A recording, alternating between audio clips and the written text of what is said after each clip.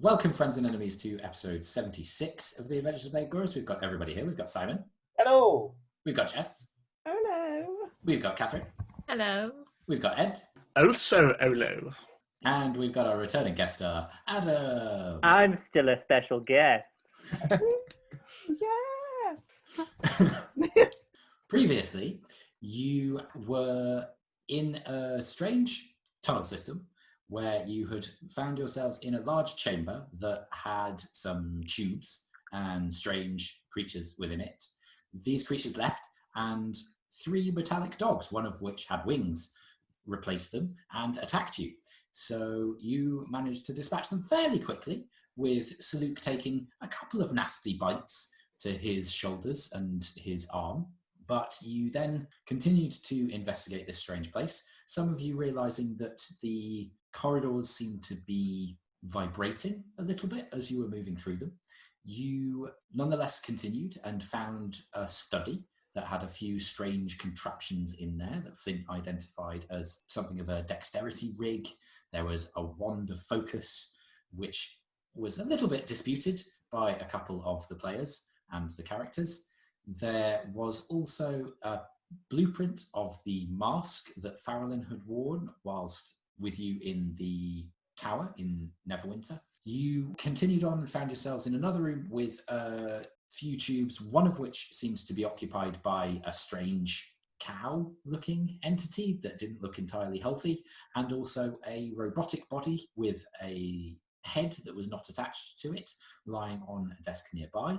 Saluk had Flint investigate the head a little bit, wasn't terribly familiar with it, and I completely forgot that golems existed when he made his Arcana check, which was dumb, because Flint would know about golems, so there you go, Ed, apologies.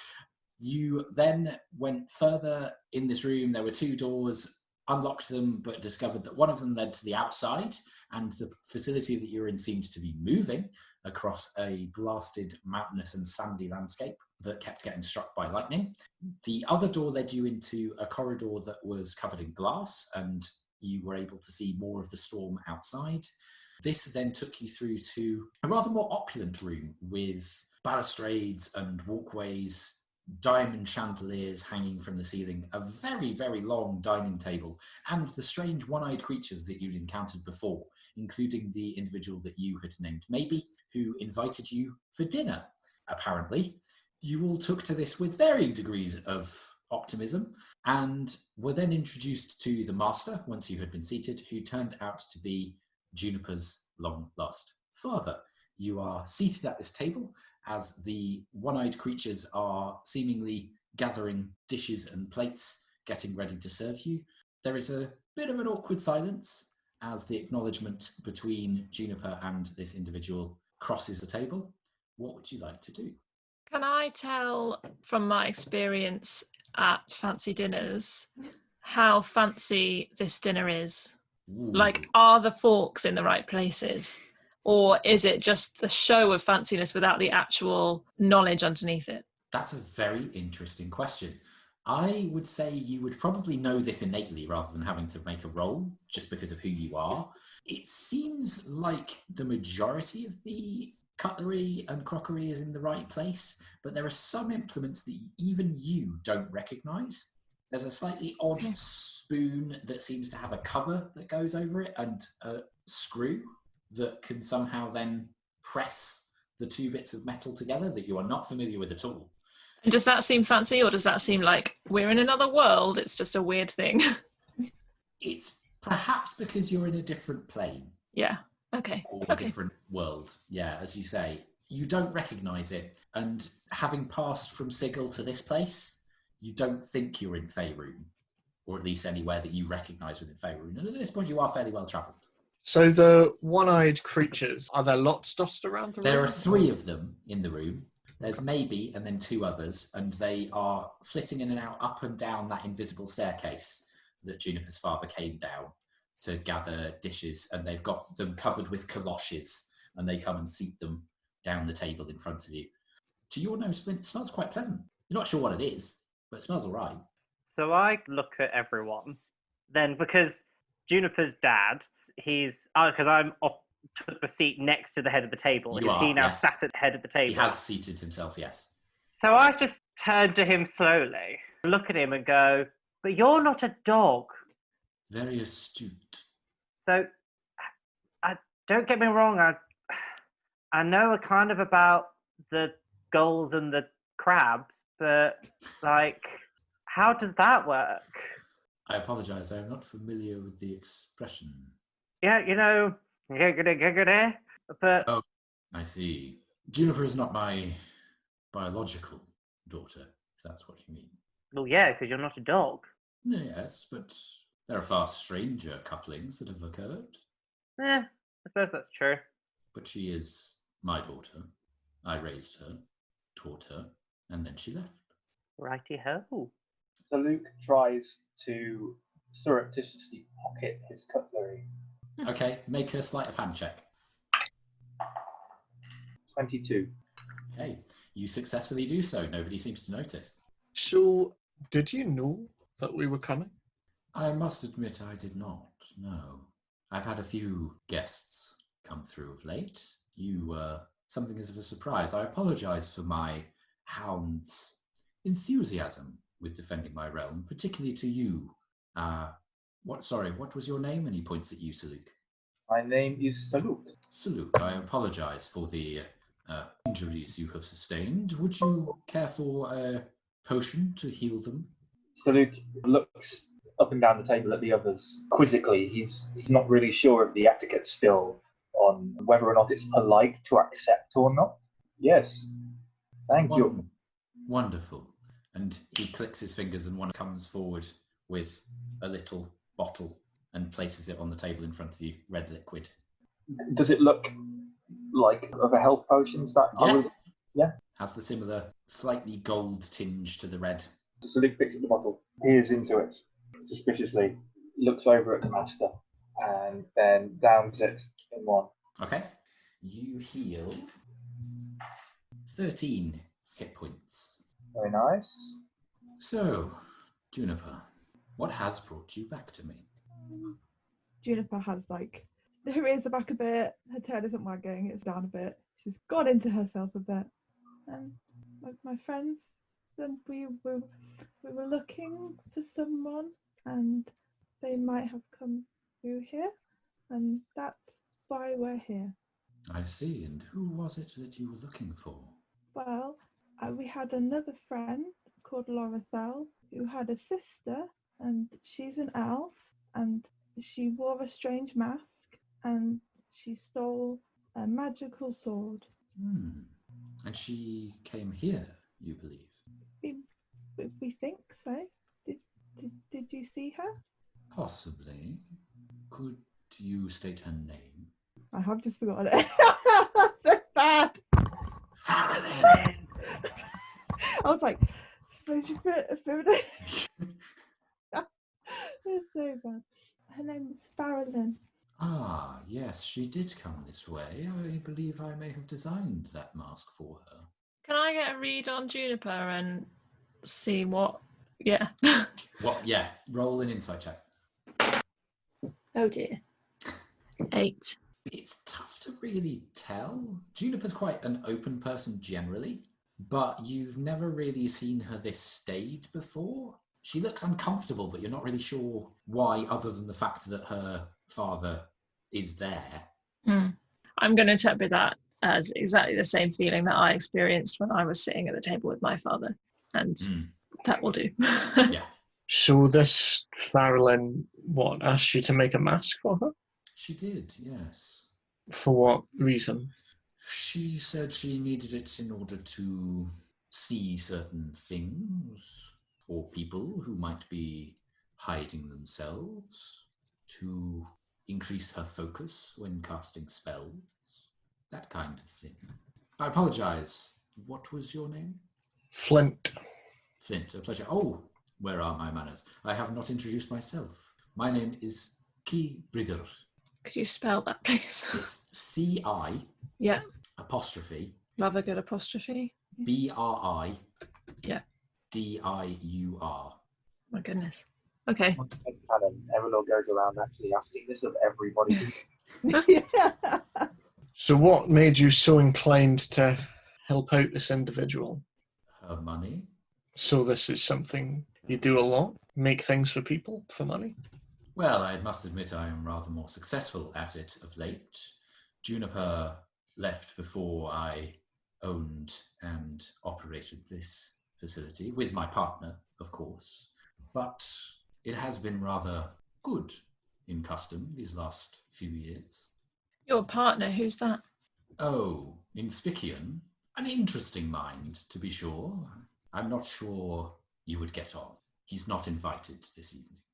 What are you basing that on? He is not great at conversation. I'll take that as a compliment. Ah, very good. Your name was? my dear? Erallur. He just nods. He doesn't say anything other than that when you do give names. So, you seek this Faralynn. I must confess I don't think she came through a second time. I certainly didn't meet her, although I am curious as to how she might have got here without my knowing about it. And, indeed, how you got here. You didn't perhaps steal a way back when you left Juniper? Well, how could you have done? You didn't know that this place existed, unless you went into my personal stores, which you know is forbidden. No, Dad. Very good. So, do you wish me to aid you somehow in your search for this woman? Or are you simply passing through, having a meeting and dinner with your dear old father? I don't know. I think. What does everybody else think is best? What's Vigo doing at the moment? I forgot they were here. Yeah, just chilling. Did they come in and sit down? They did, yes. Yeah. Yes, I do remember you saying that. Yeah. Watching the conversation, the galoshes have now been lifted, and it seems like the food is not stuff you are necessarily familiar with, but it looks like it's stew, a couple of bits of meat, things that are similar to dishes that you've eaten before. And Vigo is just awkwardly watching the conversation and trying to eat whilst not really looking at his plate, whereas Brenna just doesn't seem that bothered and has filled their plate and just shoveling food. Okay. I mean, as someone who is paid for services and that sort of thing, if we were to ask you for any help, would you be expecting anything in return? Well, it depends what kind of help you're after. If you're looking for something that I and my partner could create for you in order to locate the person you're looking for, then payment would be in order.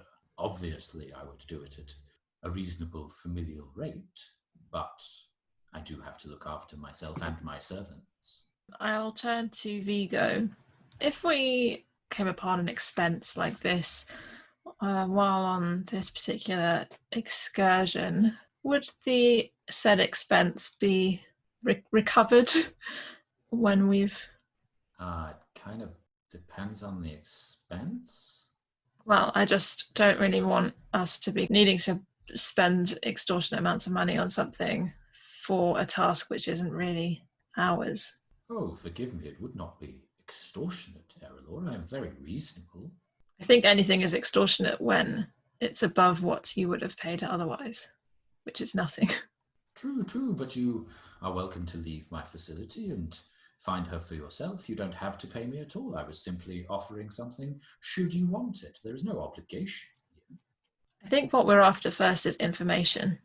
What kind of information? Well, we tracked this person here, so it seems likely to me that they travelled through here. It seems that you have people, things at your service. Are they... The Nothics, you mean? Well, those and the dogs, I suppose. Yes, I suppose you could count those as people. Yeah, well, inventions, contracts, agreements. The Nothics serve me for arcane knowledge, as is their curse. Okay, well, would they have seen anything? It's possible.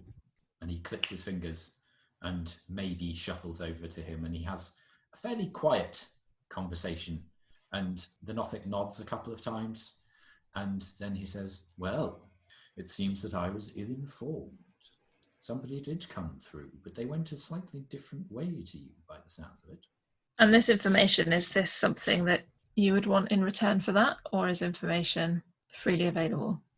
Well, information is freely available. I have no desire to extort you for that, as long as, of course, that information stays strictly between us and you do not infringe upon any of my patents and inventions. I think that sounds fair. Perhaps once we have this information, we may have use for your services anyway. Well, please let us discuss it further. Quick question. This individual, Faralynn, that you helped, Indeed. did she give any indication as to what it was she was after? She didn't speak to me about it, no. I don't often make it a practice of asking my clients too many questions. Well, then, if I might be so bold, have you ever heard or do you know of anything called the Sword of Souls? I've heard a legend. I believed it a fairy story. Are you saying that it might be true? Call it a hunch. Maybe. And you're saying that this Faralynn was after the Sword of Souls? Or am I perhaps jumping to conclusions? As much of a conclusion as we're jumping to. But we believe her intent is potentially to use it. Interesting. Do you have any idea why she might need to use it? No, but then we don't know what it does. Curious. Well, I confess I don't either. There is the story, but stories so often become too elaborate on mythical objects, do they not? Well, even an indication would be good. Well, forgive me, but I might need to consult my library in order to find the exact book that the story is from. Well, we know what we were told by the lady. Lyra Silverhand. Yes. Oh, the Open Lord. Interesting and storied company you've come to keep, Juniper. They're my friends. But everyone is your friend, aren't they? Gosh. It's a nice way to live. It certainly is. Inspicion would be proud of you. Does the name Inspicion seem to provoke anything in Juniper at all? No, not really. And Juniper, it's not one that you're familiar with. You've never heard your father speak this name before.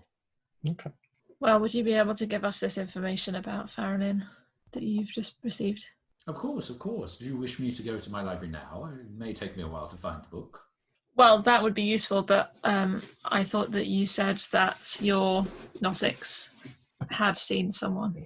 Well, they said that she had gone through a different tunnel to the ones you had. I believe that you encountered more of my allies going through towards this room. I think she had perhaps gone down a different tunnel. You came through in a room of many doors, no? Hey, we did.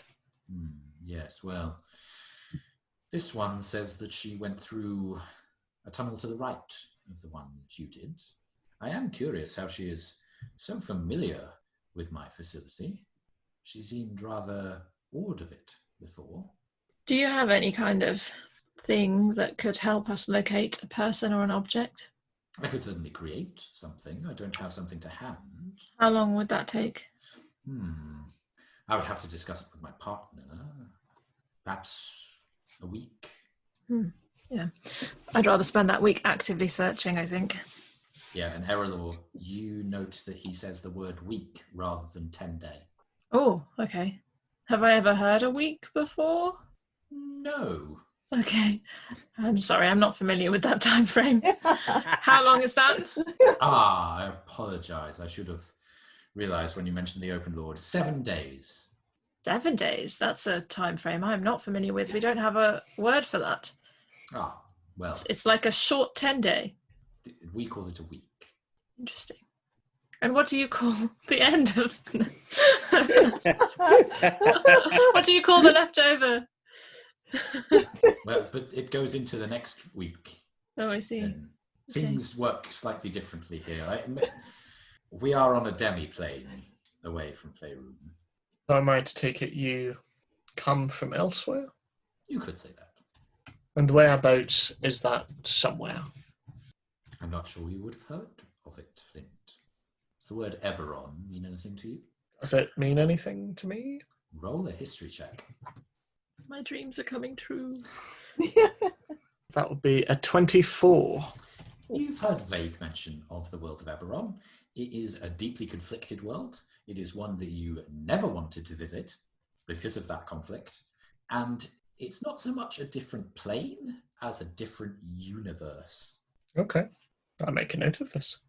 Well, I don't know about the rest of you, but I'm happy to wait if you have information about the Sword of Souls. Well, of course. That will only take me the evening to find the correct book and bring you the story.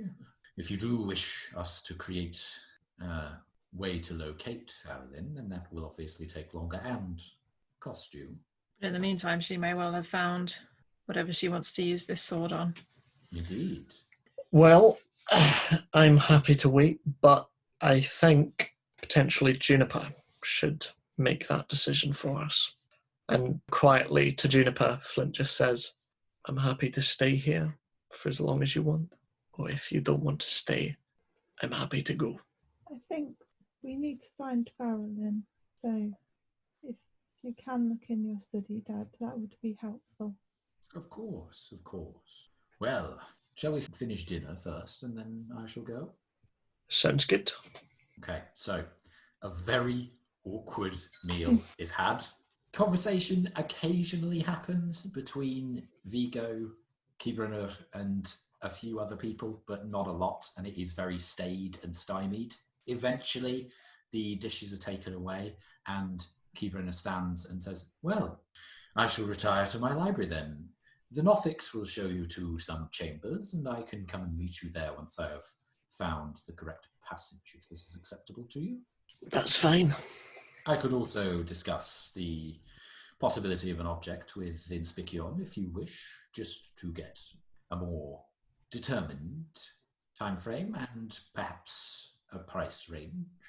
That would be useful. If you could also discuss whether that timescale could be sped up by more of a price, then that would be useful as well. I will certainly give it to his consideration, of course. I bid you a nice evening until I see you again. And then doesn't wait for you to say farewell, but just strides back up the staircase. And then maybe comes over and goes, you follow! I will do so, but I will do so in tandem with Juniper. Okay. I'm going to walk with Maybe, my new best mate. You could talk to him about these new time periods.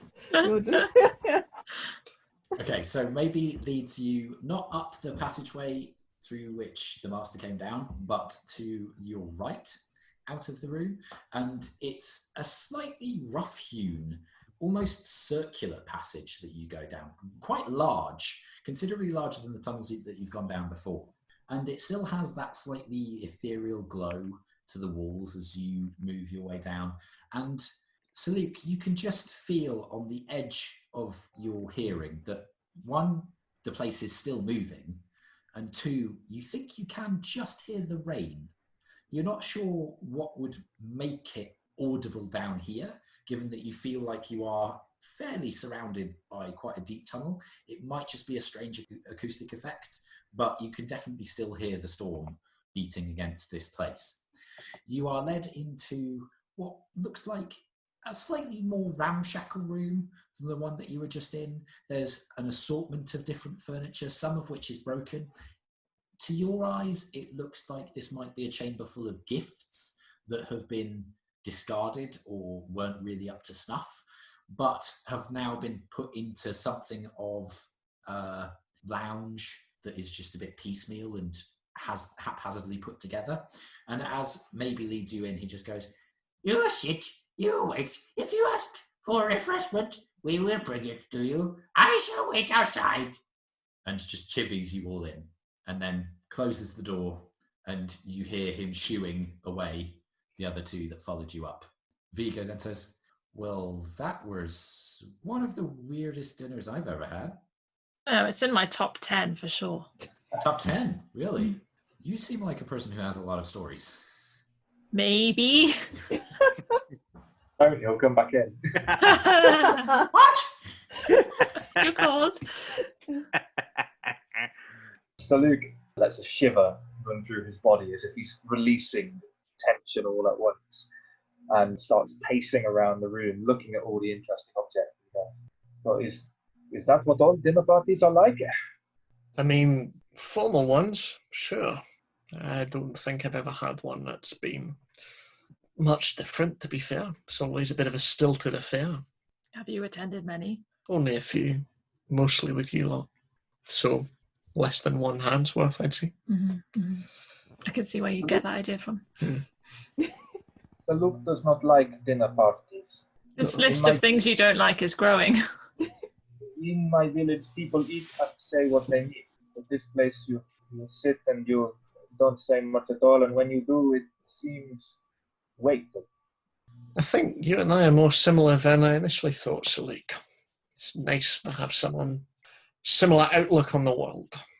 And I am not used to not being the shortest. Well, glad I can oblige. Juniper, how are you doing? I think Juniper has found some sort of pillow or furniture and has just kind of clambered upon it and is not curled up a bit, but sort of like, like a dog, essentially. Yeah. This one. I'm okay. My dad's good at finding things and he knows lots about lots, so if he can find things about Faralynn, it will help. This man makes me uncomfortable. And I think he makes you uncomfortable too, no? Well, I just wanted to play music and be friends with people, but my dad didn't want that, and he said I wasn't made for that, and I had to run away. And then I found lots of friends, and it was nice, but now I'm back, and I feel like I did a bad thing. Well, for what it's worth, I think you did the best thing, because you made the choice. Thing cannot be mad if you have made people happy along the way. Yeah, but I wasn't supposed to disobey Dad. I was supposed to do everything that he said and be good. Is he going to let you leave again? Don't know. Do you want to leave? Well then, you're leaving, and you're walking out that door with all of us. I think the better question is, can he make us make you stay? I would say no. And also, the trinkets are horrible. What is this place? Yeah, amongst the bric-a-brac, there are slightly strange things. So, Luke, you find what looks like a monkey's paw with 2 of the fingers fallen down and 3 standing up. It's very desiccated and doesn't look pleasant at all. You also find mounted to the wall, there's quite a large claw that looks similar to a lobster, but is very big and has vicious-looking spines on it that, to your eye, look like they might have been poisonous in life. It's a very strange room of donations. You get the sense that there is a possibility of paying in trade for the items that Ci'Bridr provides, but you're not sure that he's that enamored with a lot of the items that he gets given. From everything dumped in here is so different to decoration in the rest of this place. I get the impression he only likes things he makes himself. In the dining room, there was nothing in there that didn't seem to be made and crafted by himself. Dad was always proudest of the things he made himself. So that must mean he's really proud of you then. And those chandeliers were beautiful. He would say he was proud of me when I was good and did what I was told. Yeah, but all parents are like that though. What did he tell you to do? Different things, like being good at using magic against targets and animals, people, and training, lots of things. Did he ever ask you to use magic against one of your friends? Juniper just nods. Not your necromancy, surely. No. I like magic with bones and necromancy because it makes friends that can't really be hurt. So it would mean if I was ever told to hurt them, it wouldn't matter because I could just bring them back. I do not think you need to say any more unless you truly want to. So Luke has heard enough. She puts her head down between both of her paws. So Luke goes and sits on the chair next to her and just lets one of his wings stretch out and fall over her like a blanket. Forgive me, Juniper. You don't have to answer this if you don't want to, but in Spicion, was it? Your father's partner? My dad mentioned them a few times, but I don't remember them. So are we thinking they're a new addition, or that he just didn't involve you in everything? I mean, he never told me everything, and there were some places I wasn't supposed to go and some things I wasn't supposed to touch. So and Spikion could just be something he didn't tell me about. But sometimes Dad would call us partners, so maybe they're new. Okay. So this could be someone who he's made. Yeah, like I said, Dad likes things he makes best. Did he make you? He's my dad. So, did he make you on this plane of existence? Or this other one that he mentioned, Eberron? Do I remember this? I don't think he would have told you that. No. Juniper shrugs. We didn't talk about planes much. That's fair. How long ago did you leave Juniper? Do I remember that? Well, how old is Juniper at this point? Not that old. Hold on, have I got it written down? Also, which one of us has the book? Is it you? I think it's you.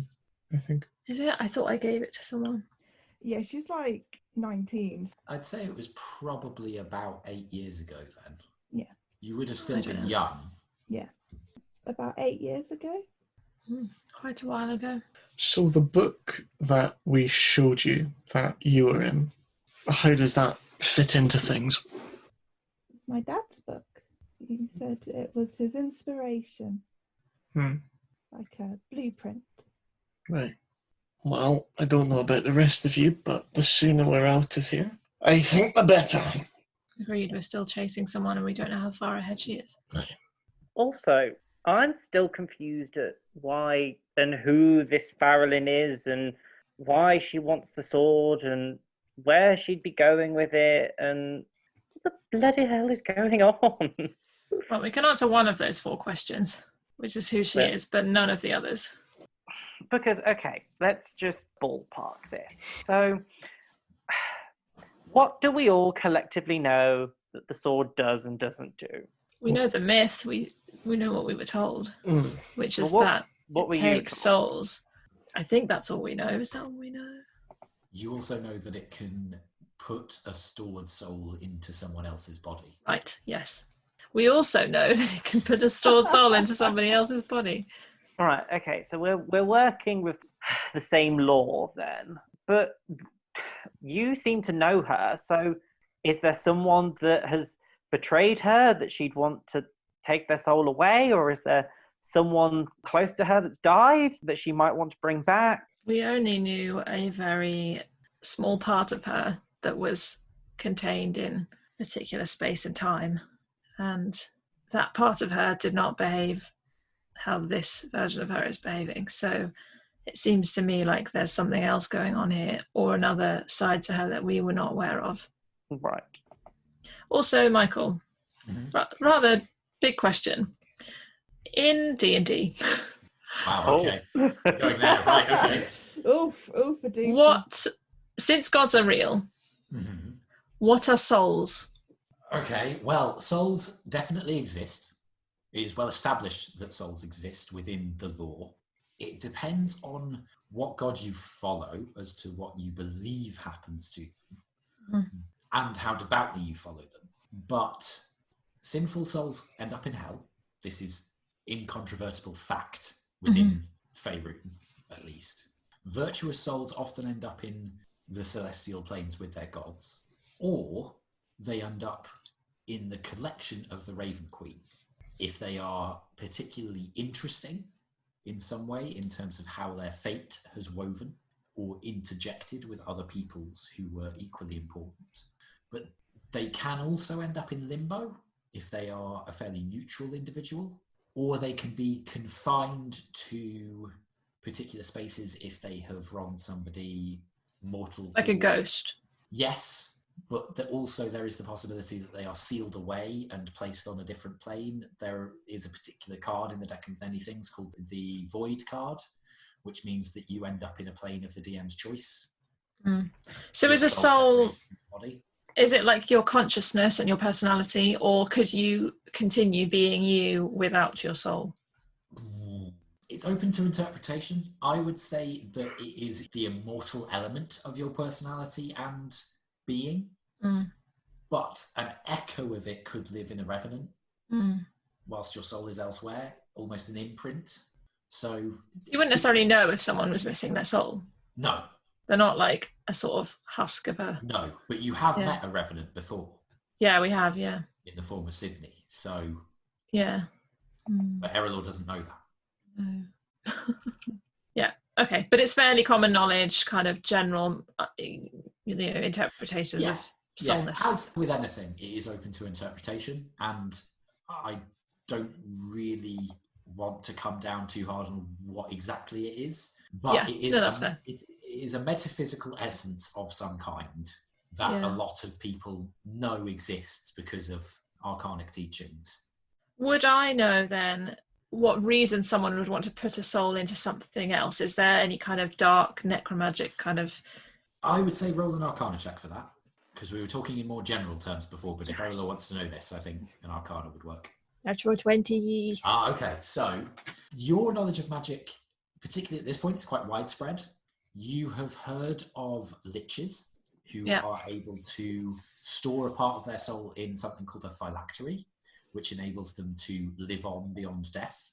You know about vampires who seem to at least have an echo of their soul from their previous life, although they've obviously changed quite a bit since then. It's possible that somebody can store a soul in an object. It's also possible that the person who would be using an item such as the Sword of Souls might want to restore a soul from an object to a body, or to steal and then store the soul either in the sword or somewhere else. Okay. As Manchun was suggesting he wanted to do with Hallister. Yeah, but it's mostly objects to bodies rather than body to body. Yeah, the body-to-body thing is rarer. Yeah. It's a lot rarer because you would likely have to force another soul out of said body or use an inert body, which is obviously riskier because that body might be rotting, or you'd have to create a body, which is also possible, but it's how that body would hold up. It's not an untraumatic experience. Yeah. So like if you had someone whose soul had been removed and then you lost their soul and found someone else's and put it in, presumably the personality would be the person whose soul it was rather than the original. Yes. Yeah. Okay, got it. Good. And there are cases that you've heard of very occasionally where, similar to organ donations in our world, where people feel like they sometimes get echoes of the person that they've had the donation from, that really weird metaphysical feeling, where that has happened to a soul that has gone into a different body. They felt like maybe an echo of the personality has remained, but you're not sure how true those stories are. Okay. Does that answer your question? It absolutely does, yes. Whilst saying echo multiple times. I'm not articulate today for some reason. I hope it's exactly like Supernatural, where if you lose your soul, you just become a bit of a dick. Like, that's it. There's no other real effect. It's like, it's fine. I'm just an asshole now, a little bit. It's fine. Yeah, essentially. So, as you're having these chats, you, Saluk, hear a little bit of a conversation outside. You hear the dulcet tones of Maybe conversing with something that has a little bit more grungy voice. And you can't quite discern what the words are, but there seems to be an argument going on. Do I recognise the other voice? No, you don't. And we hear what? Well, you can't hear. Saluk is the only one who can. Oh, okay. It's because of his passive perception that he is able to hear this. Right. Saluk's, well, not ears, he's not one. Saluk's head. His ear holes. Yeah. Cranes his head round to try and get a better listen of the top. Okay, make a perception check. 5. Yeah, it's really hard to tell. The door is quite thick, and the voices are hushed, even though you heard them before. And the gravelly voice is quite difficult to interpret through a door. Gently take my wings off, Juniper, and go over to the door and listen up against it. Okay. From that, you can hear Maybe saying, "No, this room is occupied at the moment." He's like, "But it's my room. I want to go into it." The master has said no. I was using it. I need it for the space. I need it for my experiments. I look back into the room and just... I go Okay. and also listen. Flint, you hear a discussion going on outside. Can you roll a history check for me? Natural 20, so 28. Oh no, I've just figured it out. As soon as Saluk lets you put your ear to the door, you hear this, but I was using it. I need some of the knickknacks in there. You suddenly go, oh shit. That's the professor's voice. The goblin that you met in the Undermountain. So, because obviously I asked about his handiwork, whether anything was similar back in previous workshops. Is there anything in this room that seems... Make an investigation check. less good? Divide it by 10, it's a natural 2. It's difficult. There's a lot of stuff in here. And as you quickly go rootling through, the conversation outside stops at the noise. You don't find anything that would indicate that it's his work, necessarily. Wait, didn't the lady in Waterdeep tell us he was... He just Oh, that he just escaped. Okay, she didn't tell us where he was. No. Okay. You are looking around excitedly, Flint. Is this a friend? No, decidedly not.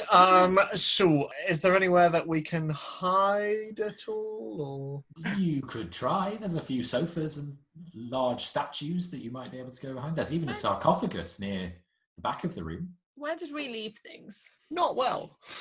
Not well. We arrested him in the Undermountain, I think, and brought him back to... What had he been doing in the Undermountain? He had been kidnapping Erallur Yeah. with the help of a particular revenant. Yeah. And you had trussed him up. I believe it was Stelios who tied him up, actually. And Yeah. kept him I think over his shoulder. Yeah, because didn't we then fight a dragon and You he tried did. to escape and Yes. I went after him and... Yes. Oh, good times. So it's definitely a bad dude. He was then. Okay. So I look at Flint, obviously sensing that he's a bit uneasy. I go, what's going on? Okay, here's an idea. You and Saluk do not know this individual, which means this individual does not know you. Erallur, Juniper, I suggest. The doors, I imagine, are fairly large. They are, yes, and the door handle is starting to turn. Let's go behind where the door will open. Have you told us what... The professor! It's the professor. Let's hide. He's only a little goblin. We can jump him. So Luke panics. The door opens, and then a voice says, "Did somebody say my name?" And the door swings. Can you make stealth checks, those of you who are trying to hide behind the door? So Luke has panicked and didn't move behind the door, but tries to hide as if he were a posed stuffed creature. I love it. Yes. Roll a stealth check. 19. Lovely. 4 for me. Okay. 14 for me. Okay. Juniper, are you going behind the door? I got a 10. Okay. So Vigo and Brenner are not hiding behind the door either, because Yeah, they've not met this individual. And I'm just lounging wherever I was. Okay. So this small goblin walks in, poof of wild white hair around the back and sides of his head, a dirtied lab coat that looks like it's seen way better days, a few flasks around his waist, but otherwise his chest is not covered, and short tattered trousers. The feet are bare and have quite long, unpleasant toenails lancing out and curling from them. As he strides in, he looks around, nods at Maud, nods at Vigo, looks Brenner up and down, turns his head quizzically at the stuffed Aarakocra. "That wasn't here before. Did you bring that?" he asks Maud. Do you mean Elsie? Elsie, sorry. That's all right. Yeah, it was our gift to the Ponzi man. Oh, don't call him that. He wouldn't like to hear you call him that. Oh, well, I'm sure I can give as much as he can take. Ah, a wild one. I like the wild ones. And he smiles with many yellowed teeth. And then you see one of his ears twitch and turn towards the door. "Why is somebody hiding behind the door?" You can come out. I won't bite. I'm going to close the door. While we've been behind there, can I have my thunder cannon just ready? Yeah, sure. So I'll just open it up and have my thunder cannon pointed in his vague direction. Oh, shit! And scrabbles backwards and knocks into Saluk. Presumably because he's not aware that I'm me. Can I attempt to subdue him? You can, yes. I will say, are you trying to grapple? Yes. Okay, roll the strength check. I'm going to then. shut the door if it's not shut already. Just so Flint, no shut one the else door. can- Oh, okay, you just really shut it. 17. Okay, you successfully grapple him as he stumbles back into you and your claws lock around his shoulders. And he goes, oh shit! Again.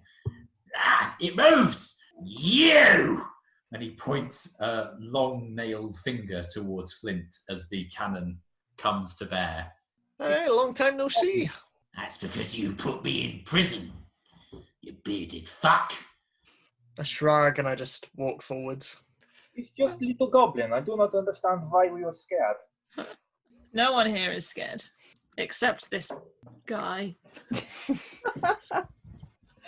Oh, dear. So, what brings you so far from home, reality?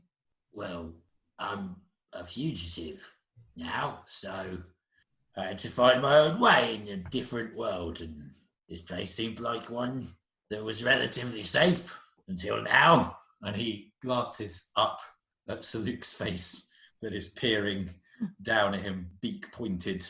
I'm sort of looking down like this, like. Oh, I love it. But you could have stayed in that nice, safe, cozy prison.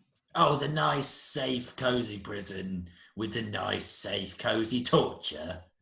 I'm with the little guy on this. That sounds like being in Davy Jones' locker. Thank you. See? I You remember you used to understand me, my dear. I wouldn't go that far. Could you maybe put the cannon down? I'm not really in a position to fight you, am I? And considering how badly I lost last time, I'm not likely to do it again. I know, but I have a feeling you're not entirely trustworthy either. And Yeah, you're probably right there. yeah, and you know, especially after last time, I imagine you probably have something of a chip on your shoulder. So Can I take all of his possessions away, especially bottles and things that look like they might help him escape? You can, yeah. Roll an investigation check. As he goes, hey, wait, no, what are you doing? And Saluk holds his arms as he's trying to stop you. Yeah, okay. Can I ask Vigo for help, please?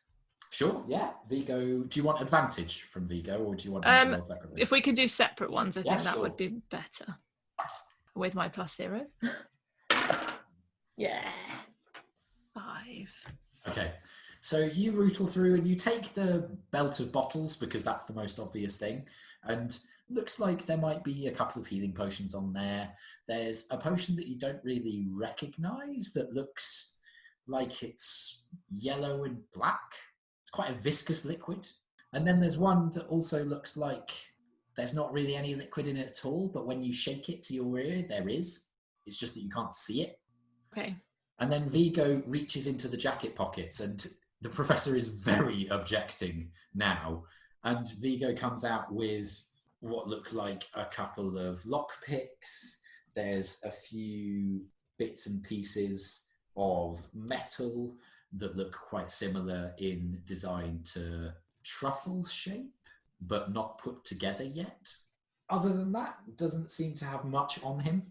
Okay, but we've taken away anything that he could like Yes. throw on the ground Yes, and escape with. yes. We've learned before about these bottles of Yeah, things and with then- smoke in. The most obvious thing as well is something that you take from his side, which was over his shoulder, which looks like it's got a few herbs and bottles and odd bits and pieces in it. Like components. type Yes, thing. Mm. but Flint, you would recognise this as Erallur seems to be looking through it, as an alchemist's satchel.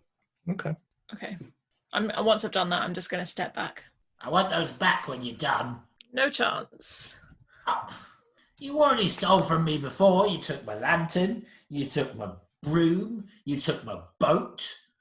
Well, we don't have most of those things anymore, so, you know. And you were careless with them? Why do I bother? What's so wonderful about a broom? It flew. Oh, but why do you mean you don't have that anymore? That would be useful. Well, Yeah, it was. so what are you doing here now other than hiding out, Inventing. right? Are you in Spikion? No. Not met him yet, have you? That's an experience. Is he as charming as you are? Oh, more so, my dear. So how did you fall in with this master here?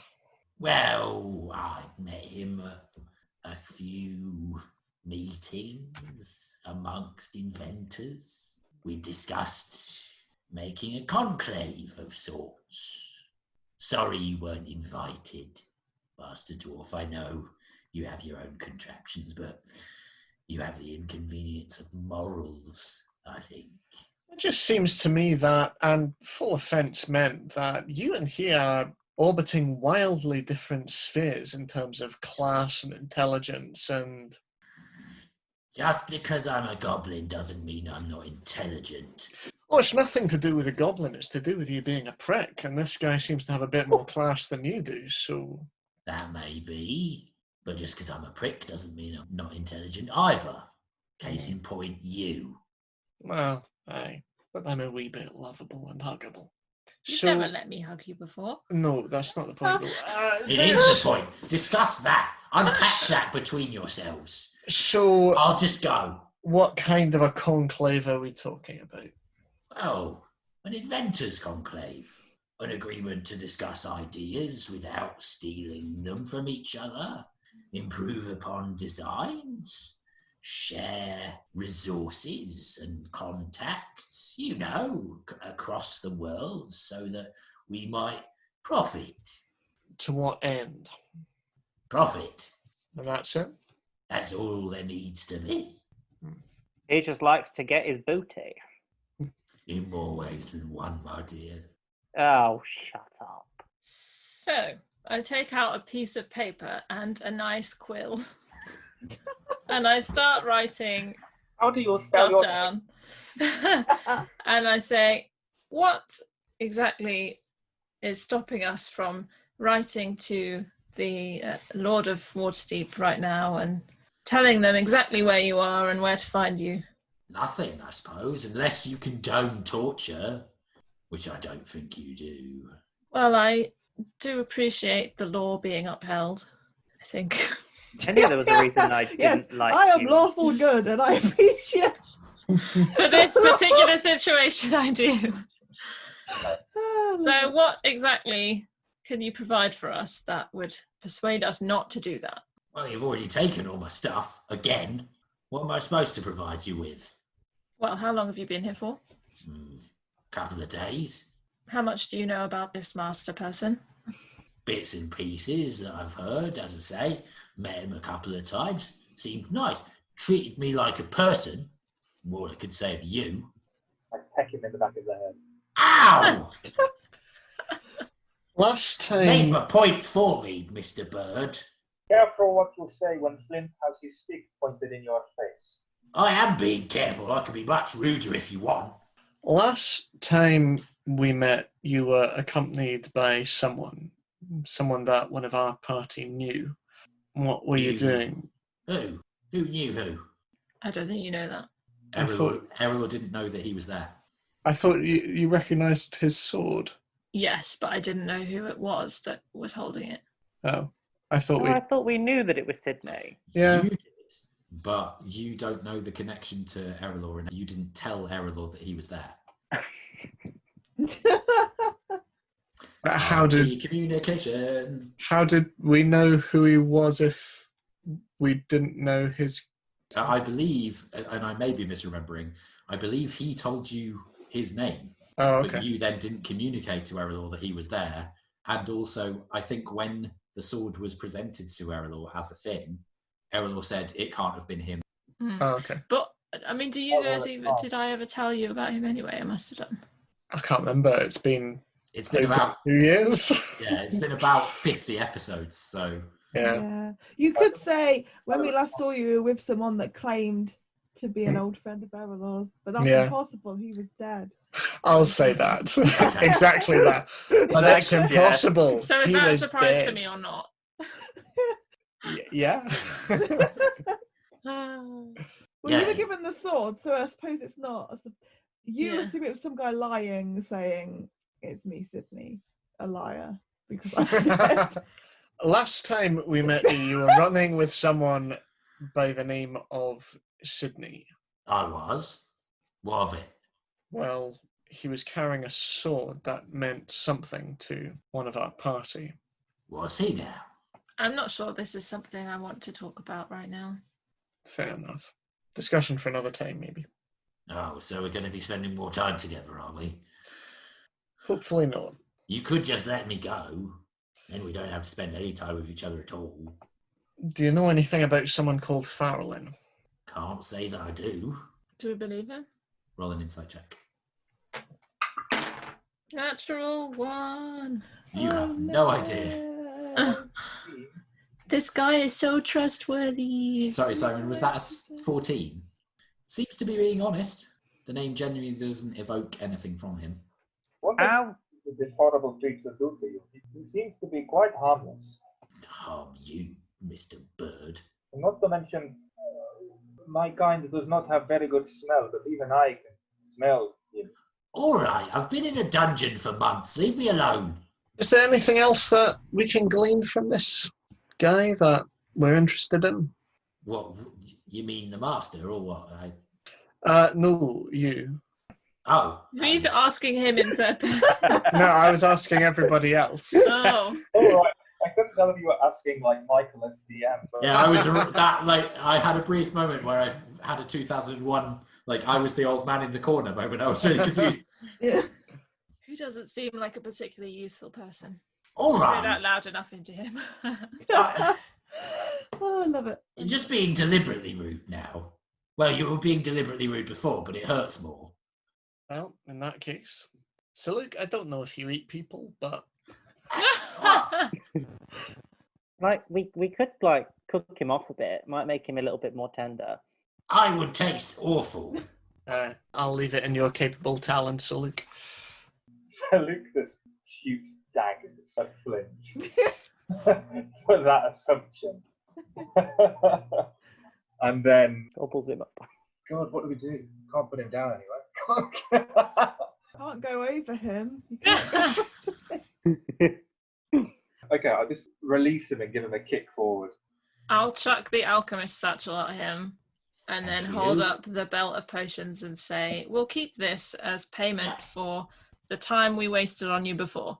Yeah, but you took all my stuff before. Well, I'm talking about this time now. And since they seem to lose things, I'll look after them better. And I try and surreptitiously grab them off the Surreptitiously belt. while also telling me exactly what you're doing. Okay, I will say roll a strength check, Elsie, and roll an opposed Lord, strength check. You are doing this strength check. very obviously, and it is against Erallur's strength. 8. Oh, come on, 7.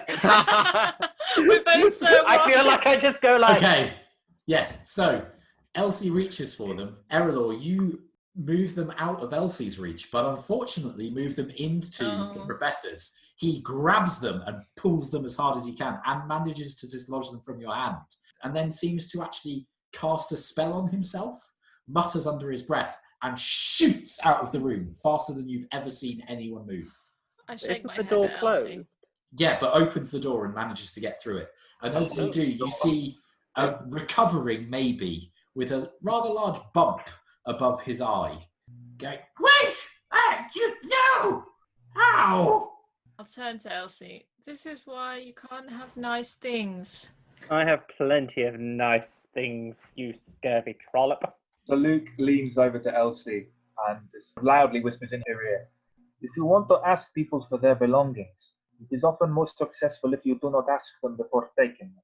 Yes. And then winks, but it doesn't really work because birds don't wink that way. So you can only see one eye, so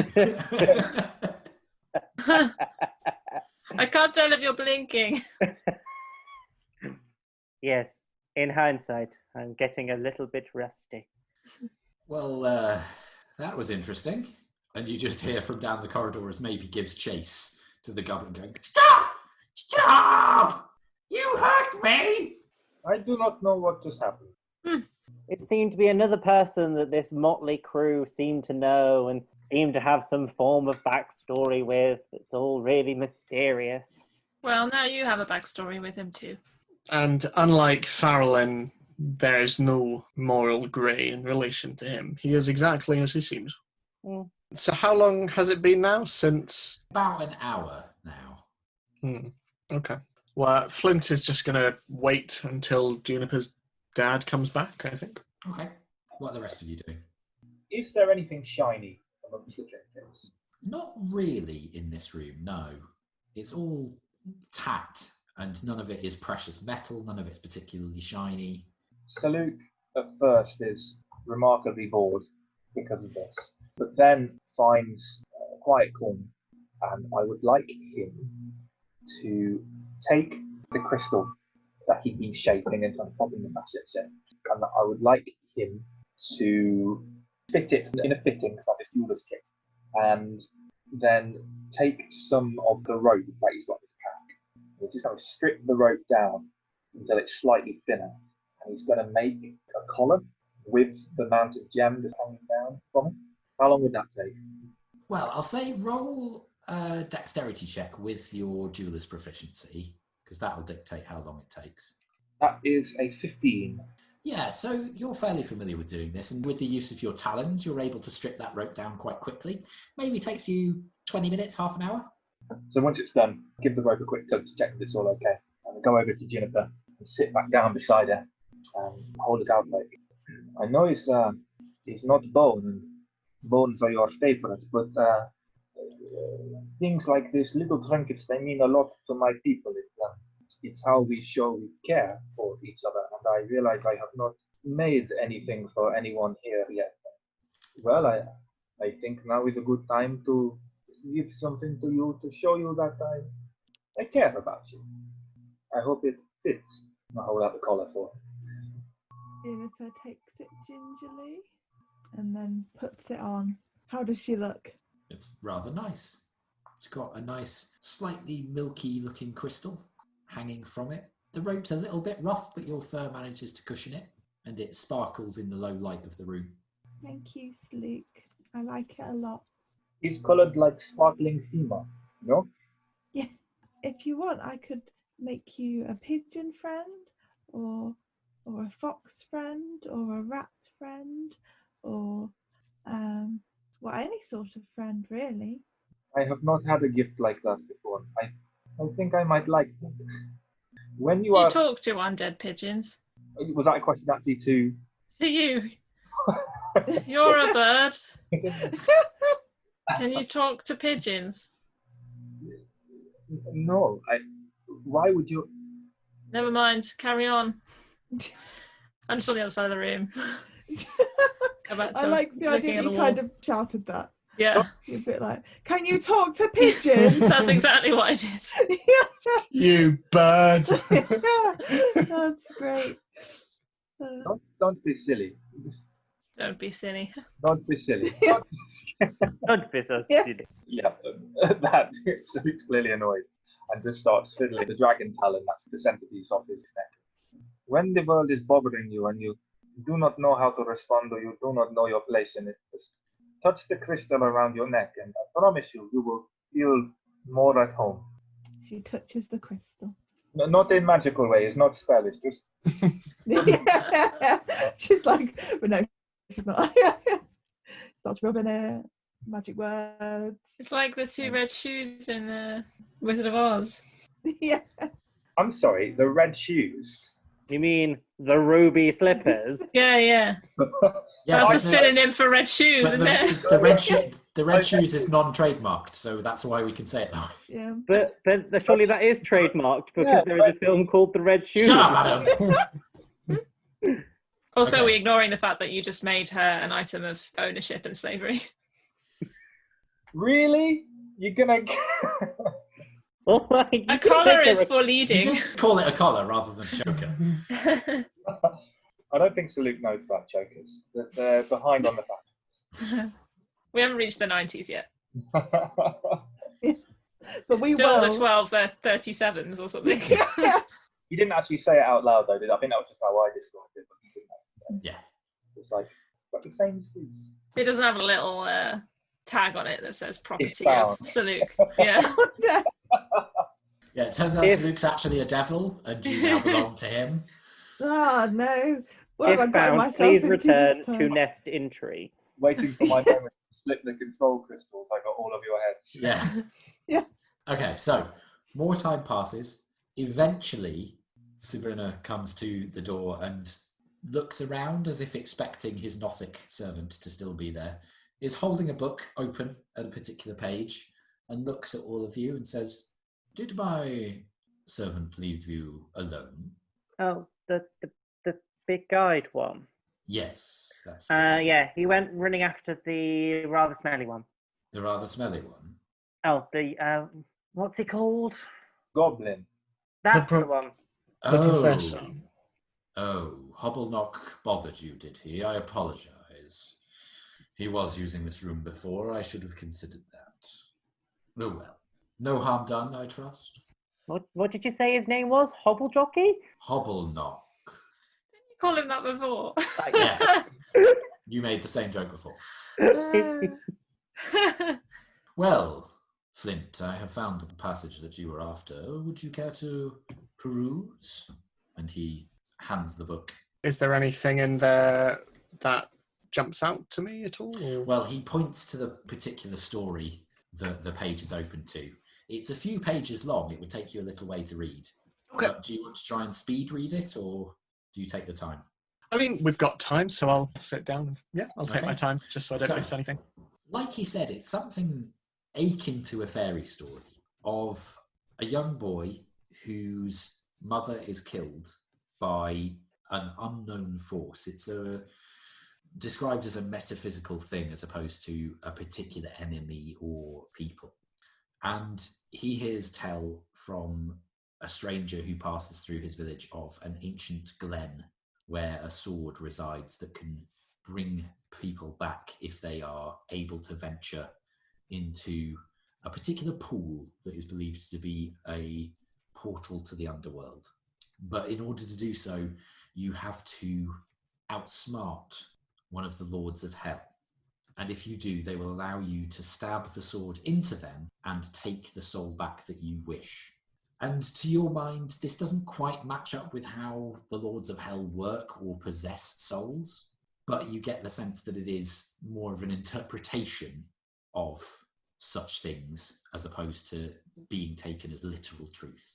And the boy, unfortunately, does outsmart the devil, but the devil reneges on the deal because of particular elements of fine print. The book, obviously it's more of a fairy tale thing. Does it resemble in any way or style the book that was the inspiration for Juniper? No, it is very different. It's a more formal book, leather bound. Okay. And also, Flint, could you roll an Arcana check for me? 24. Yeah, devils reneging on deals doesn't really happen.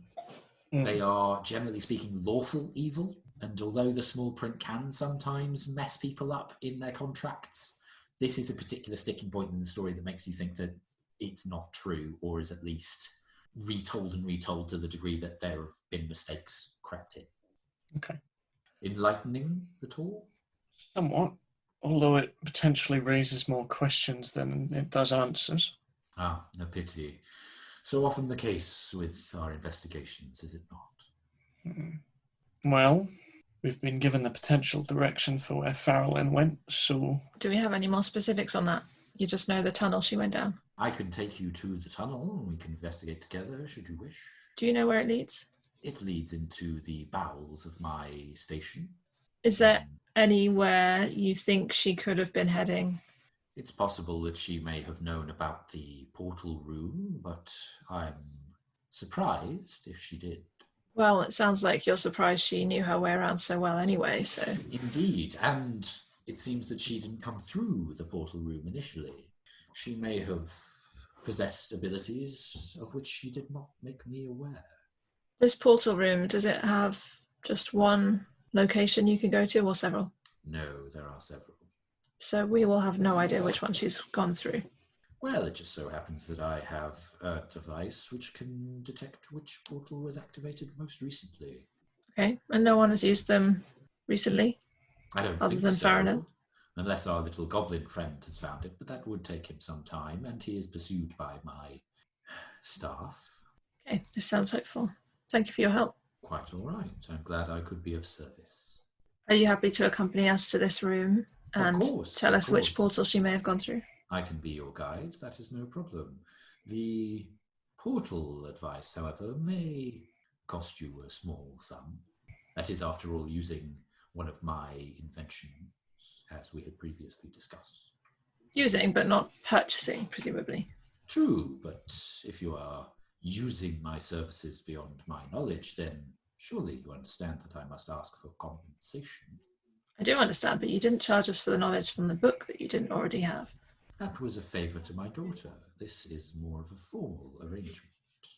Okay, I'll look around at everyone, see what we think of that. I mean, honestly, the sooner we get out of here, and I look pointedly towards Juniper, I think the better. Okay, lead the way. I'm sorry that you feel that way, Juniper. I wish you wanted to stay longer, but I understand. Juniper just sort of nods and looks at the floor. Very well. And he snaps the book shut and takes it under his arm. Ready to go then? So he leads you out the door and back towards the large room, takes you back down that corridor that was made of glass. And as you come to the room that had the strange thing in the tube and the metallic body, walks through, but you notice that the head is no longer on the floor where Flint left it. I should have taken that head. And the door to the outside is open. And as Wait. he walks past, he goes, "Oh, careless." And goes over to it and shuts the door. I look to the others briefly and just go, we didn't leave that open, did we? No, we did not.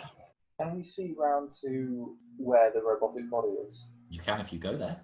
This room was a dog leg, remember, so it'd be difficult. Yeah, I'll poke my head round to see if anything's changed over there. The body is also gone. We may have a problem. A problem? There was a machine man here before. A warforged. As you say, he is no longer here. I fear the professor may have absconded with him. That was his project, after all. Should we be concerned? No, he's left the facility in the middle of a storm. It's unlikely that he will survive, and if he does, he won't come here again. Shall we? So, continues on, takes you back through the various chambers that you've been in before, curves round into the tunnel through which you entered, takes you through to the doors and picks one to the left of the way that he came in, which would be to the right of where you first popped into existence here. Continues down tunnels. They are getting a bit wetter and a bit murkier, and there's also that slightly sulphurous smell that you get near geysers or in deep caves. It looks like this facility is partly scientific, partly natural network. It's really strange amalgamation of the two. And Juniper, you're very much getting this nasty scent, but there is also just a hint of other minerals to it, which is a bit more pleasant and metallic and smells a little bit cleaner. And you also catch running water as well. And so, Luke, eventually you start to hear running water. And he leads you out onto a chamber that has rough-hewn rocks and a running pool of water and streams along the floor. There are a few rocks that sit within the water, and a rope bridge lies across the gap between the rock on which you're standing and the next rock along. And he walks out onto the bridge, and as you gather at the other side, he just says, come on, it's perfectly safe. Do you follow? Does it look perfectly safe? Roll an investigation check. Well, actually perception, I suppose, because you're not really prodding the bridge so much as looking at it. 18? Yeah, looks pretty sturdy. Yes, I'll start walking over. Follow suit. Okay, so Do we still actually seem to be in the base? Because before it was not just man-made and mechanical, but also it was moving, wasn't it? Whereas now as we're in sort of a rock formation, have we come off that into somewhere else? Roll a perception check. 5. You bend down and you touch the floor and you can feel a light vibration similar to the one that you were in before. Suggests that you're probably still in the facility. And there wasn't a join where you went over and felt like you'd stopped or anything. Yeah, you're not really sure, but feels like it. So you continue over the bridge and he gets to the other side first and comes to an entrance that lies in... Sorry, just moving something. There's a cavern entrance that, again, looks lit beyond it with a purplish sort of light, similar to the light of the portals that you'd used to get in and out of Sigil. And as he does so, he says, stepping through, "I'm terribly sorry. I do need you to stay, daughter. Inspikion will take care of your friends." And he hits a rock that looked like a perfectly normal rock on the wall, and a door closes in front of him. And at the other end of the bridge, the rock that he came on closes as the chamber seals itself.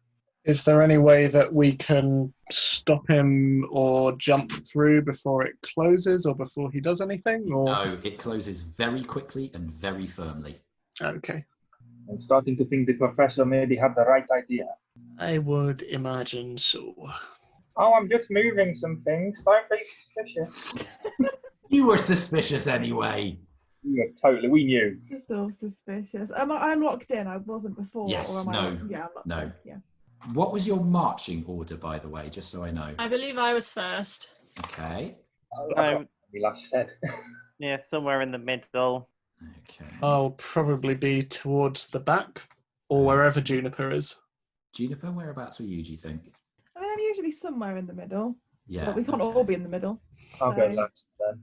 I feel I would be last because I tapered off to look at the robot, didn't I? So you probably all would have gone to the middle and I'd catch up. Okay, that's fine. So we've got Erallur, Brenner, Elsie, Vigo, Juniper, Flint, Truffle, Saluk.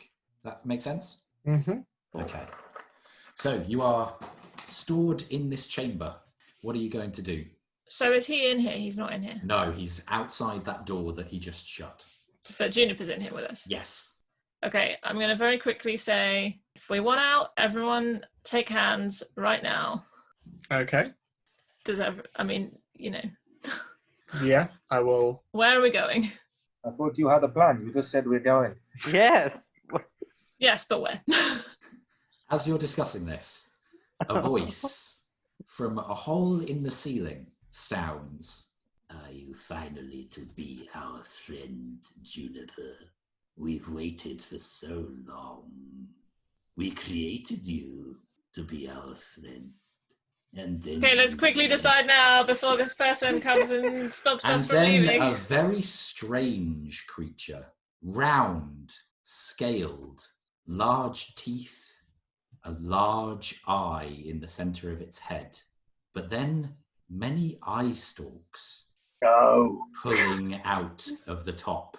Blue and bronze scales lining its skin, descends from the ceiling and settles near the bridge. Are we all holding hands? I see you all now. Yes, you are all holding hands if that's what you've decided. So everyone to do. did go for it. I presume so. It's Yes. up to you. Yep. I'll cast plane shift to the material plane back towards you. Okay, you gather. The spell does not work. I need everybody to roll initiative. Oh, by the winds. Quick question. When we're in combat, does asking if I know XYZ about something take an action? It depends what it is. If you're asking what you know, I would say probably not, because it's your innate knowledge. I would just have you ask a check, usually, but that wouldn't take up an action. Okay. Does that seem fair? Yes, thank you. Okay. So let's get this all down. This is like when somebody's like, "Oh, let's get takeaway." "Oh, what do you want?" "Oh, I don't know. You decide." And then you're late eating because you spent half an hour deciding where to go for food. This is why we're in a fight right now. Except in this one, the takeaway wasn't open. Just like the real pandemic. So we spent ages trying to decide, and then we finally decided, and then we phoned them, and it went to voicemail. We just missed them. If we'd known where we were going when we suggested it, it would have still been open. But we just... Also, I'm just going to ask this now because I feel like we would actually know this. The lights over to our left, is that where we came in, or is that something else? Obviously, No, that's just lights. It's just lights on the wall. Okay, that's fine. The only two entryways are the ones that you came in and the one over there. Where's the one that we came in? Behind you, Saluk, just here. Oh, literally right there. Yeah. Okay. Because you haven't made it onto the bridge. Have I used my usage of plane shift now, or did it actually not cast? Nope, you've used it. It didn't work. Okay. Really disappointed that this creature didn't enter like, behold! It's me. Barry the Beholder. Barry, not Barry Beholder. His name's in Spichion. Okay, so 25 to 20, anyone? Oh, Okay. Wow, okay. Elsie. 24. Wow. Flint? That's 23. Saluk? 22. 22. Wow, okay. That's a first. That's impressive. 20 to That 15. is impressive. Truffle? Yeah, Truffle is a 16. Lovely. 15 to 10. 14. Oh, also 14. Okay. Who's How's that dex plus is one? higher? Plus one for Erallur. What's your dex, Juniper? Let me look it up. Bloop-a-doop, ba-doop. Dex +2. So Juniper would go first. Oh, this means I'm first. Well, it might. You don't know. Oh, I suppose that's true. What's Truffle's dexterity, Ed? It is. No, I don't like that question. That makes it seem like there's more than one thing. Yeah. To reassure you, it's just Vigo. It's +2, I believe. Let me just Okay. double check that. +2, yep. Great. Okay. So, Elsie, it is you first. Can you do deep speech, and are you willing to flirt?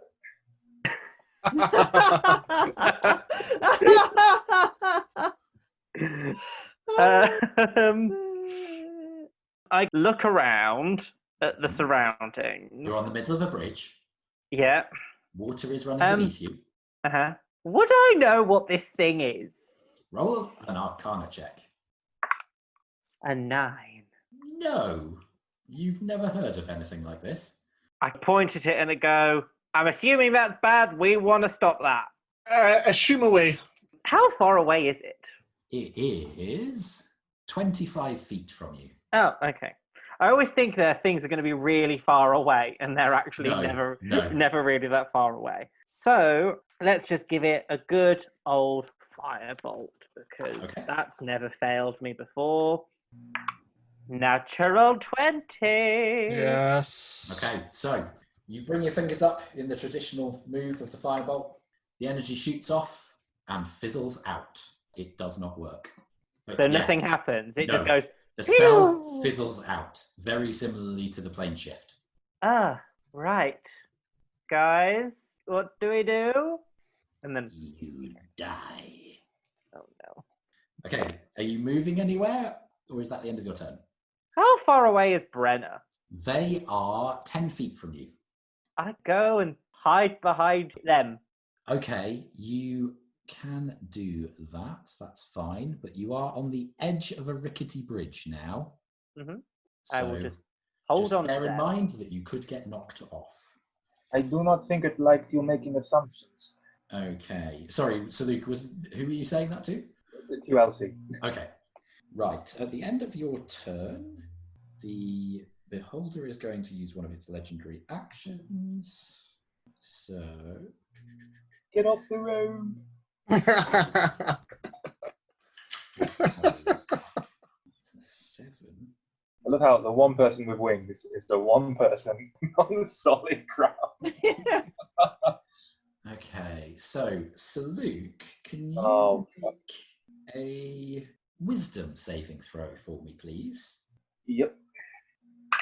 Natural 20.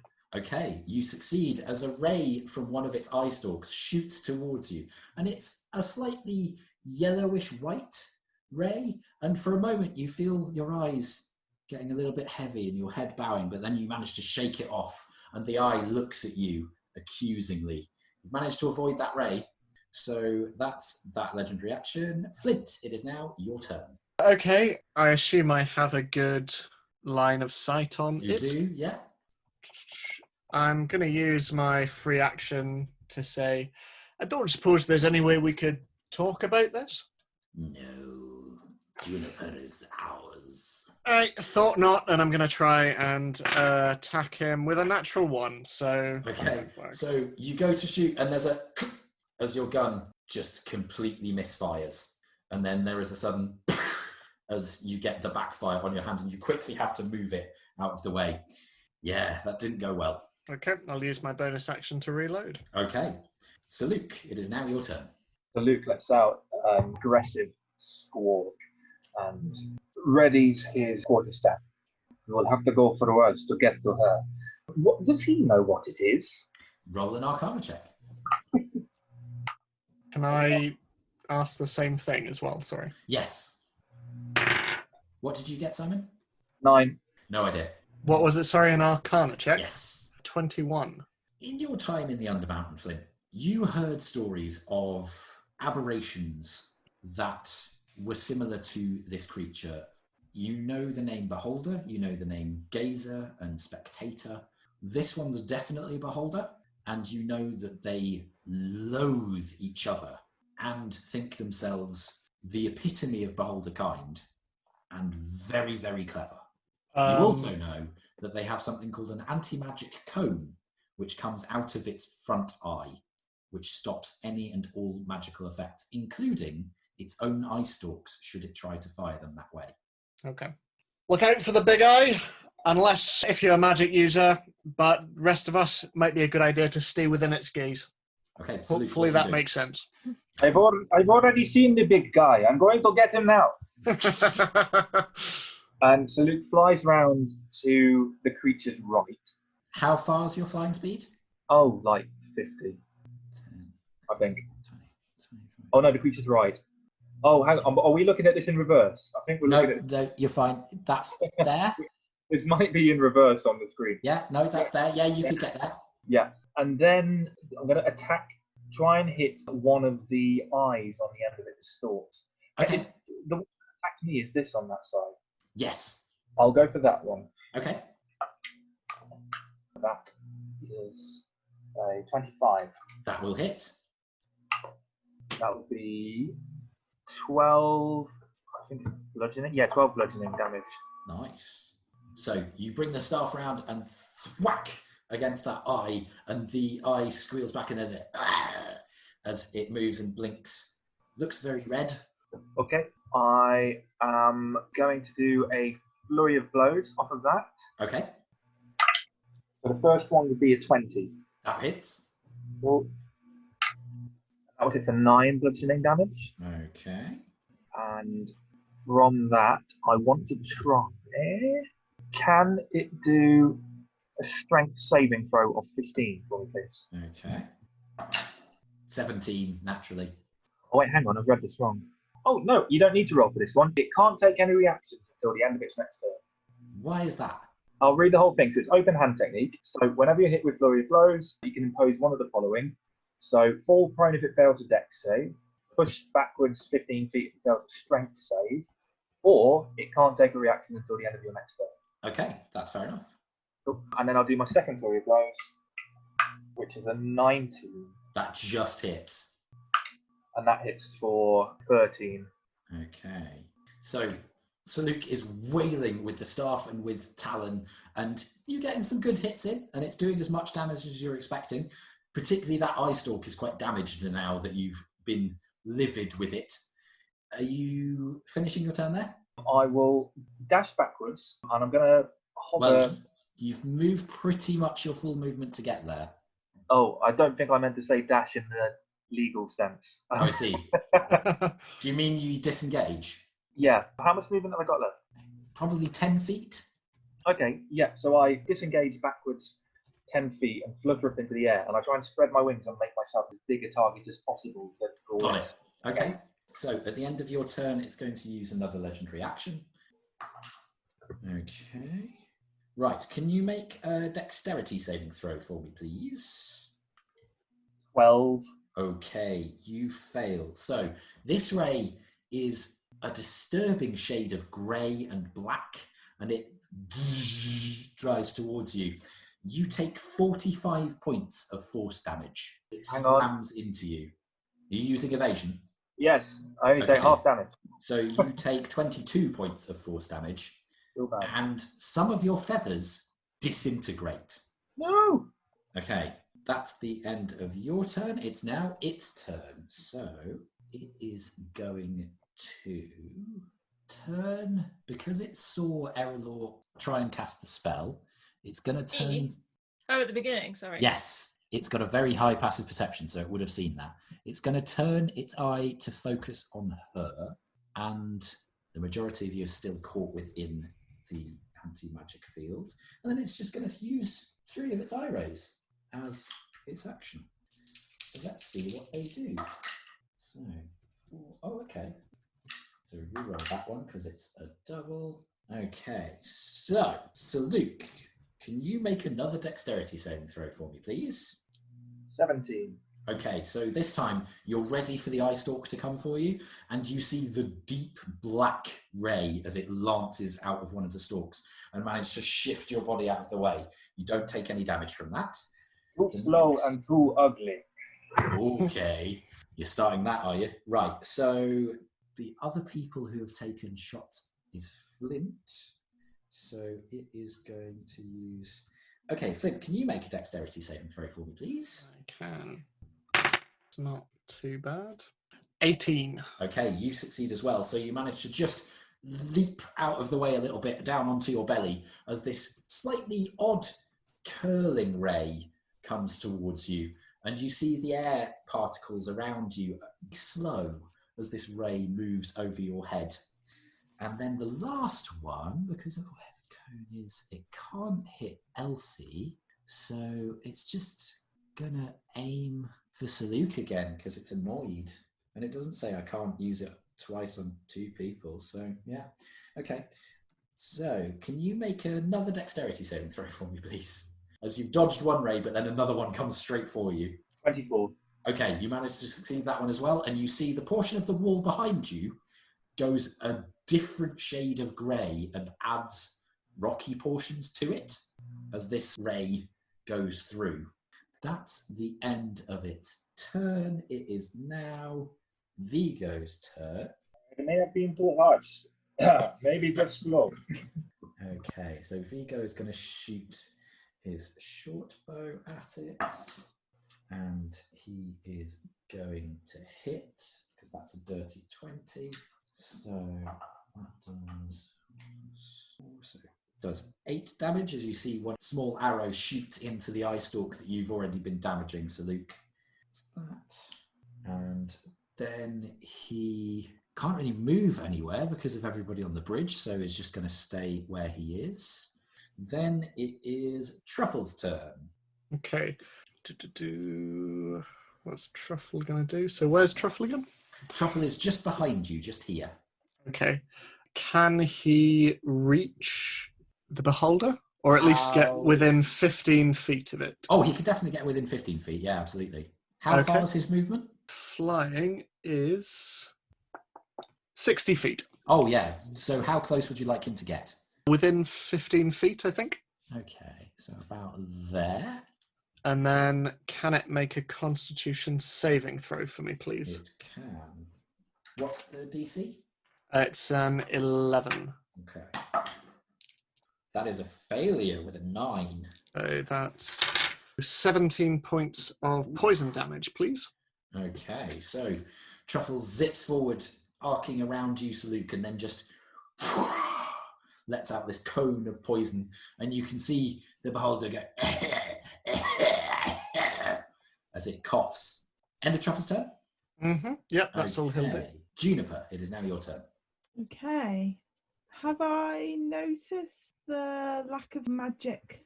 I would say you probably have, yes. Yeah, I probably have. Cool. Makes me very useful. I I say, if you made me to be your friend, then surely you would want to be friends with my friends too. They're very nice, And you can never have too many friends. Roll a persuasion check. Cool, let me... Hold on. Boop, boop, boop, boop.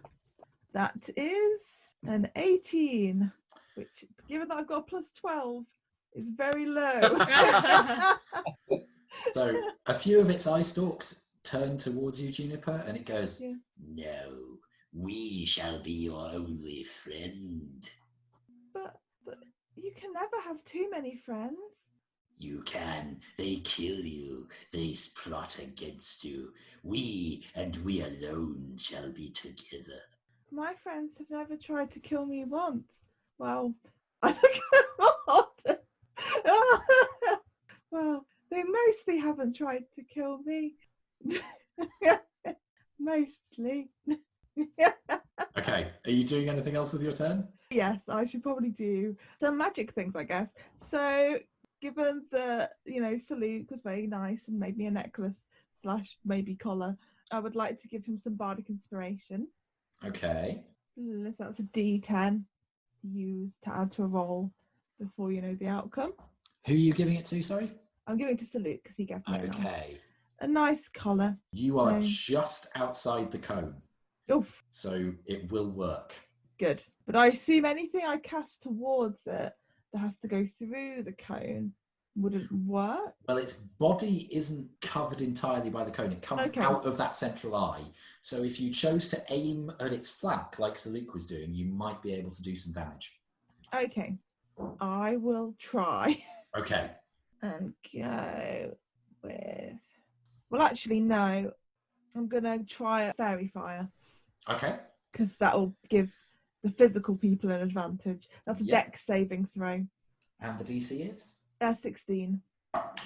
That is a failure at 13. So purple flames envelope the beholder, and you can now see it more clearly in this slightly dim chamber. And you see the eyes swiveling around and looking at this purple fire, seemingly thinking it should be being hurt, but suddenly realizes no, doesn't seem to be doing so. Okay? Yes, that's nod and go. Yeah. Well done, little one. Okay, is that the end of your turn? Yes, I would say that is Great. the end of my Okay, at turn. the end of your turn, it is going to use a legendary action because they renew at the end of its turn. Okay. Flint, can you make a strength saving throw for me, please? Yeah, these go well for me. That's a 14. Okay, so you see this ray shoot towards you, and you try and resist its effect as it's slightly greenish in colour, and it hits you, and then briefly you're enveloped in a strange green border, similar to the fairy fire, but not as effervescent. And then suddenly, Flint starts to lift from the floor. You are gripped in a telekinetic ray, and then it moves you about 20 feet up, and then 10 feet forwards to hover you over the water. So Cool. I don't have enough platforms, but I'm just putting you above the water for now, okay? Okay. So you are restrained until the start of its next turn. Okay. Erallur, it is now your turn. So where's the cone where it's facing at the moment then? It is very much focused on you. It comes from here and then Yeah. goes out like that. And does that correspond with where it's looking, or is Where it just... the big central eye is looking, yes. But it can still see other directions? Yes, because of the eye stalks. Yeah. Okay, so I will move out of the cone, if possible. Okay, yeah, you can do that if you move. Are you moving forwards off the bridge? If that's what I need to do. Yeah, yes. it would be. So you would need to hop down the rocks, but with That's your fine. movement, you can definitely do that. It's just that your movement would be halved. So Yeah. on that bit, so you can just get to here. Okay. And then I'm going to cast Blink, Okay. and which, because it's higher than level 2, I'm going to use my Skipping Stone ability to move 15 foot away back again, but hopefully out of the cone. Okay. So where are you wanting to move? Well, it depends where the cone is, but just so I'm not as close. Okay, so you're using Skipping Stone. So if you moved there, you'd be further out of the cone. Is that closer towards the beholder? Yeah. But then at least yeah. Let's give that a go, and we'll hope that Blink has some effect. Okay, so roll to see if blink happens. Yes, let me just double check the numbers. So it's 11 or higher. Yeah. Yeah, so 18. Okay. So I go to the ethereal plane. Lovely. So Erallur blinks out of existence. What spell level did you just cast? That was 3. Level 3, okay. So as you blink, you feel a strange surge of your magic as you come out of the cone. And as Erallur goes, a very familiar effect comes over you, Erallur. As you pass into the ethereal plane, bubbles start to flow from your mouth again and pop in the ethereal plane. And as they do so, you see some weird spectral fish drift towards you and swim around the air around you. Can I still speak? No, Okay. you can't. Okay. For a minute. But I don't need to speak for Blink to continue, do I? No, you don't, but you might need to speak if you were to cast another spell. Yeah. Be wary of components. Yeah. Okay, at the end of Erallur's turn, it's going to use another eye ray. Okay, where is everything? So, can Truffle make a Constitution saving throw, please? Sure can. Oh dear, that's 9. Okay, so he fails as you see this sickly green and grey ray shoot towards Truffle, and there is a brief as it slams into him. Truffle takes 36 necrotic damage. He is down. He's gone. So similar to the Vision's blast against War Machine in Civil War, there is just a as Truffle falls to the ground. He's above solid ground, though, rather than Yes, above he is above solid ground, so good. he just tinks to the floor in front of you, Saluk. Okay. That is that. It is now Brenna's turn.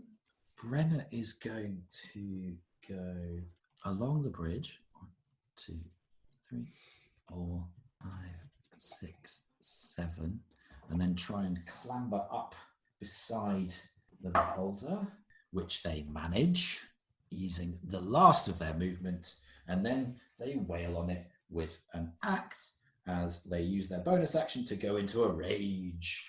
And they're going to use a reckless attack, because why not? That hits. So that's 10 points of damage as the axe just thunks into just beside its eye. There's quite a large gash running down its face. And then it's going to attack again. Again, reckless, because why not? And gets the same again. So we'll do so again. And does the same damage again. So Brenna is just wailing on it with their axe from one side. Saluk is hitting with staff and claw from the other side. That's the end of the round. Elsie, it is now your turn. So I'm still in the cone, You are just, yes. but Brenna has moved. They have. Yes. So if I were to go backwards, do I come out of the cone? You could do, yes. You have just enough space to go past Vigo and Juniper. It would be a bit tricky, so I would say maybe half movement around Juniper if you wanted to, but you could. Yeah, sure. Okay, So whereabouts are you wanting to end up? I just want to get out of the sight of the big eye, if possible. Okay, yeah, so you could do it if you were there, but do you want to be on the bridge still, or do you want to get off it? Because you could still get off the bridge. No, I'll stay on the bridge for Okay. now, because is the bridge the same level as the beholder? It is, yes. Yeah. So I want to stay on the same level as it. Okay. So shimmy, like, excuse me, Yeah. sorry, coming through. Oh, hello, nice to see you here. Trying to make light of this, what seems to be a horrible situation. And I can rub my hands together and go, right, let's give this another go. And I throw another fireball at it. Firebolt. Firebolt. Yeah, sure. Okay. Yeah, that doesn't hit. I know Okay. that already doesn't hit. Okay, so having seen you try and cast this spell before, one of the ice orcs whips in your direction, and then the beholder just ducks out of the way of this new streak. At the end of your turn, that means it is Flint's turn. Okay, well, I can't Well, you could try to attack, but you'd be at disadvantage. Yep, okay. Is what restrained means, I think. Seem to remember. I think so. I'm not sure if it's different for... You're not grappled or, incapacitated, so I think... Oh, you can okay. still... Cool. In which case, yeah, I'll attack at disadvantage. I mean, that probably won't hit. That definitely won't hit. That's 14. No, that doesn't hit, unfortunately. So you manage to get your hand to the gun and fire, but it just hits the rock beneath and shatters a bit off, but doesn't do any damage to the boulder. I'll use my bonus action to reload. Okay. Saluk, it is now your turn. Seeing Truffle fall to the ground before my eyes, I reach behind me and I ready my javelin of lightning. Okay. And then lifting it over and preparing to throw. In loud Arakocran, I scream the word for storm and hurl the lightning bolt at the... Can I angle it at his main eye? No, I don't want to do that because it will go into the... You can. I'm not going to do it. No, I'm not going to do that. I'm just going to angle it... Why not? No. No, because I'm... No. What a stupid suggestion. Yeah, just squarely at the side of its body. Okay, sure. In a manner that goes nowhere near the cone. Sure. That would be 30. That will definitely hit. I use some bardic inspiration, by the way. Yeah, that will definitely hit. Yeah. So that does, first of all, it leaves Luke's hand and it turns into a bolt of lightning as it flies. Yeah. And then when it makes impact, it turns back into the javelin. The javelin itself does 11 points of piercing damage. Nice. And then on top of that, would I add anything to magic damage? I don't know what monks do. No, you wouldn't add to that. You'd add your dex bonus to the piercing. Yeah, which like normal, but you don't add anything to the magic. So then it does an additional 17 points of lightning damage. Okay, so you see this streak of crackling blue zoom across the room, and it lands with a thump as it goes between some of the scales, and there's a ah as the beholder screams in pain. That hurt. Can I pick up Truffle as a bonus action? Yeah, I'd say you could. Mm-hmm. While it's distracted, yeah, I swoop down, grab Truffle, and bounce back up to where I was, and I safely restore him in my pack. Okay, that is fine. Oh, so Luke fell over. You're dead. Oh, poor Luke. Sorry, what did you say, Simon, then? What gender is Truffle? Is it he? It's a he. Yeah. Okay, end of your turn. 3 more eye rays. Okay, I need to re-roll one of those because it was the same. So, it can't see Erallur now, so it's going to move the cone this way. And oh, okay. At the start of its turn, before it moved, it drops Flint into the water. Okay. So, Flint, could you make a dexterity saving throw for me, please? While he's making the roll, can I just ask a question? Of course. So Flint was hanging there in the telekinesis thing. Yes. When the beholder moved and his main gaze passed across, would that have negated it anyway? It would have, yes, but the nature of the telekinetic ray means that it ends at the beginning of the turn. Okay. So it ends either way. So that's a 9. Okay, so you fall and you unfortunately don't manage to grab one of the rocks as you fall in. You are currently in quite fast flowing water, so you might need to try and scrabble out on your next turn. It's going to be a bit tricky. How far down was it? It was... Not that I'm It was wanting to take any damage, but... It was 30 feet, so you probably would take a little bit of damage from falling that far. Okay. Yeah, you take 9 bludgeoning damage from falling that far. Okay. Okay, so the raise number 3. Oh, okay, so it can't fire at Elsie because she's in the cone. It's going to have to fire at Saluk because that's the most obvious target and that's the one that's doing the most damage. So can you make a wisdom saving throw for me? 10. Okay, you are hit with a strange white-yellow ray, and suddenly you feel your feathers fluff up and your heart start to beat faster. You are now frightened of the beholder. You cannot move closer to it on your turns, and any attack you make against it is at disadvantage. Okay. And that's for a minute. Wow. Oh, I've just realised as well, it's fairy-fired, except now it's not. So, Flint, you should have just made a straight roll, and Saluk, you should have cast with advantage. Oh, okay. I'd forgotten that, sorry. That's okay. That's fine. Do you want us to leave it or retroactively roll to see if anything changes? Just see if you get a natural 20. And, Flint, what can you remember what your... I got a 17 and then lower, didn't you? I rolled a 17, which with my attack bonus would be 25. But was that your first roll or your second? That was my first roll, I believe. Okay, so that would have hit then. Okay. Do you want me to roll for damage or Yes, just leave please it? do. Or... Okay. But because of where you were, it would be the full damage, including the thunder, because of where the cone was. Okay, so that will be 9 points of piercing damage and 16 points of thunder damage. Nice. Okay, so just before you fall, Flint, you manage to get your gun in the right point and blast a portion of the scales away from its flank.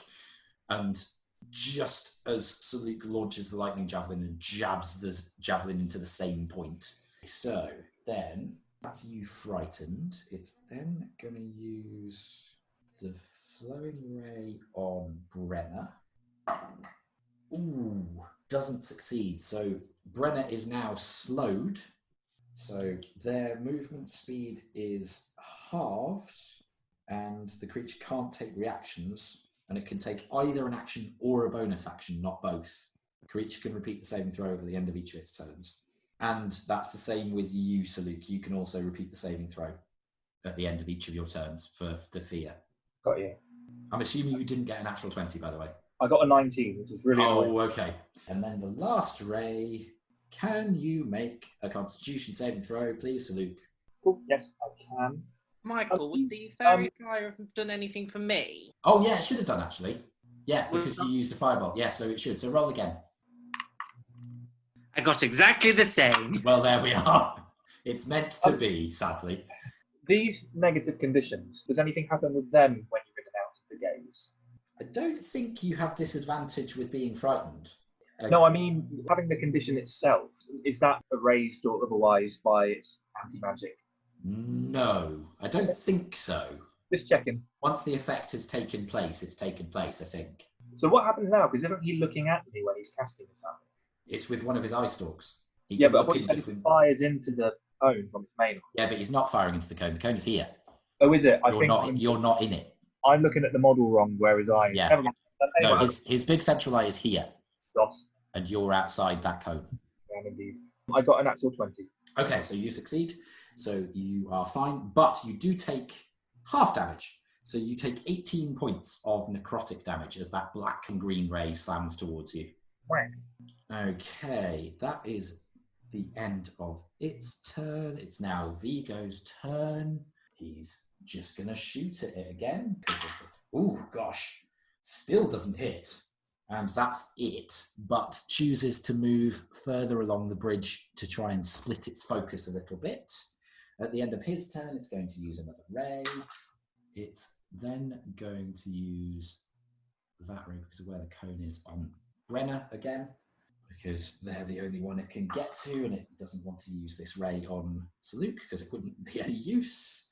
So Brenner manages to succeed, so that's fine. So avoids a telekinetic ray. It would be Truffle's turn, but we don't do death saving throws for Truffle, so that's fine. Mm-hmm. Juniper, it's now your turn. Yay, it's my go again. Such enthusiasm. Yeah. Oh dear. So I would like to do some more bardic inspiration. You can't because you're in its eye ray, and that is a magical effect, so it wouldn't work. Can I move out of the eye ray? You Am I able to? could I know I'm do, on a yes. bridge.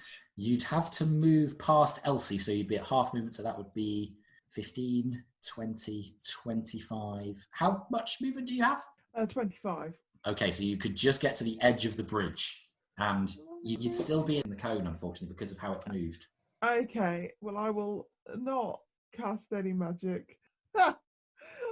Okay, so I've got to the edge of the eye ray, so I can potentially move out the next Yes. Yeah. turn. So that will be my plan. Well, you could dash. Remember, if you wanted to, Oh, to yeah, get that's out of true, that actually, yeah. range. I'm gonna dash. Okay. Where are you going to go to?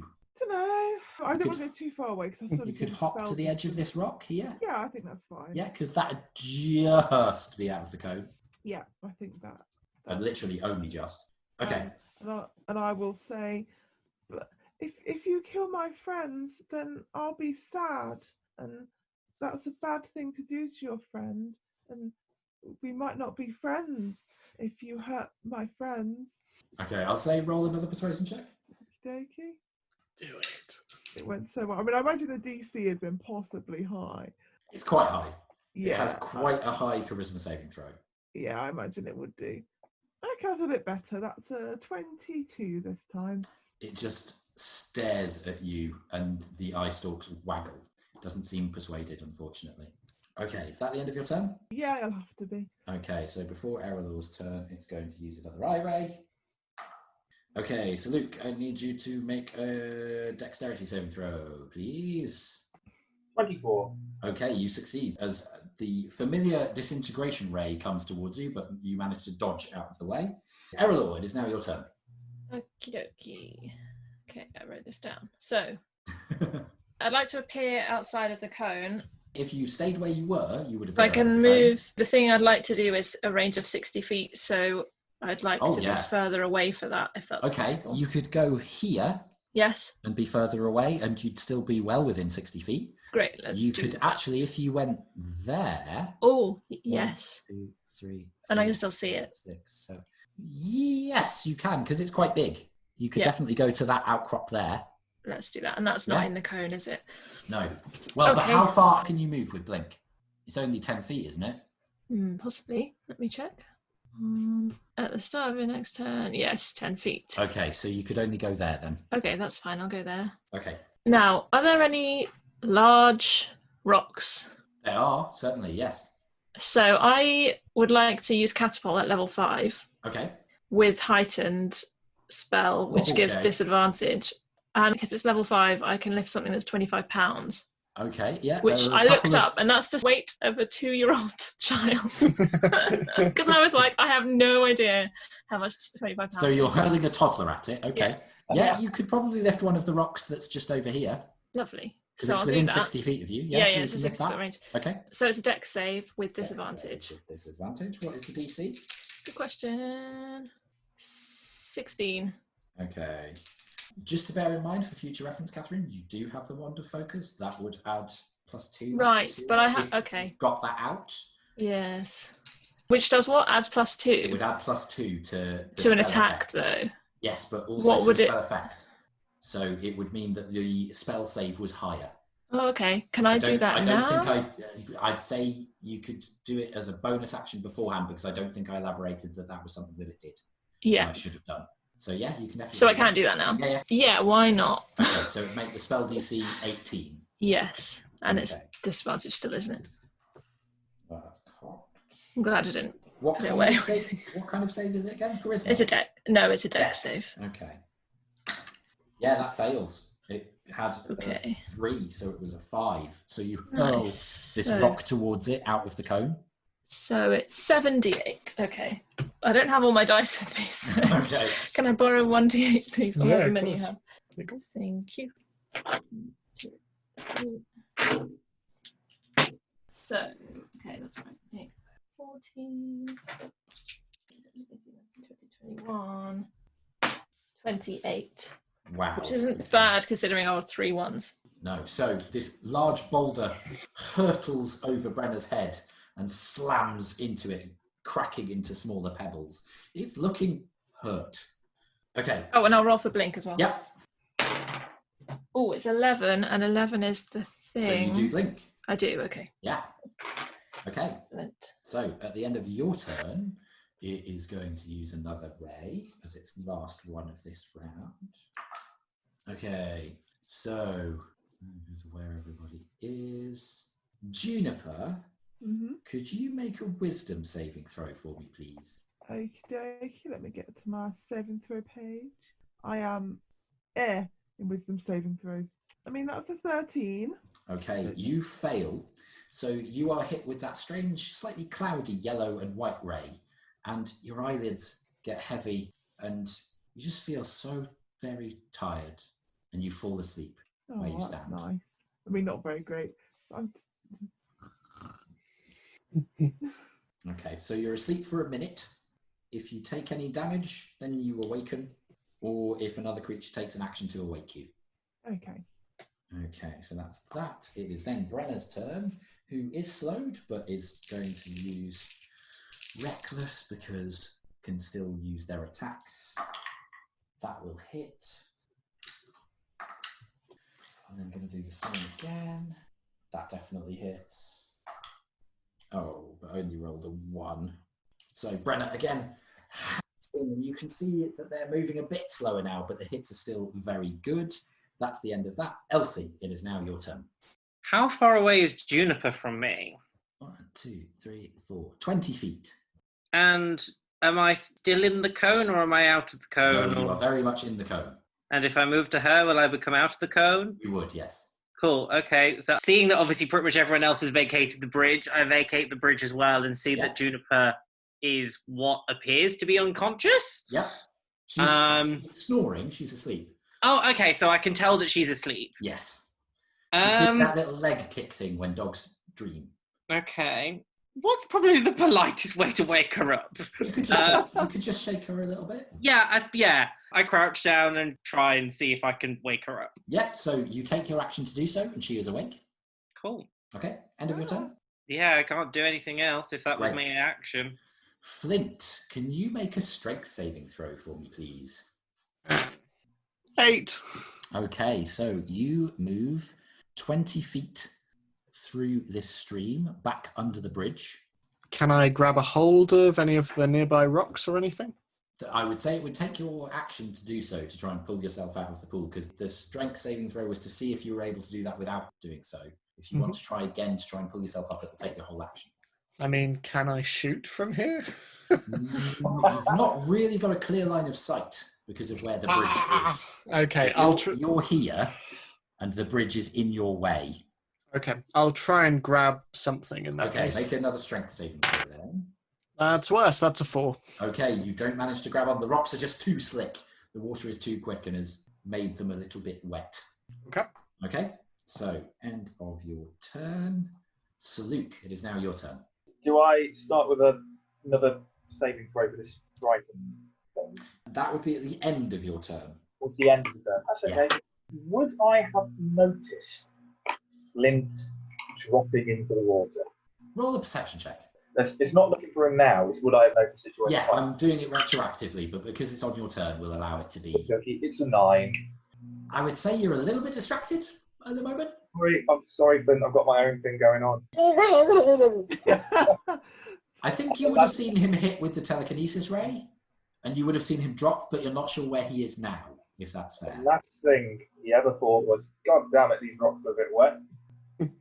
Okay, so I can't move towards him. You could move in that direction and see where he might be. Oh, not because you know that. The big eye? No, the big eye. Yeah. Sorry. Saluk makes a hasty retreat in fear. Okay. And he's going to get. Where to? I was thinking. So where does the eye cone go?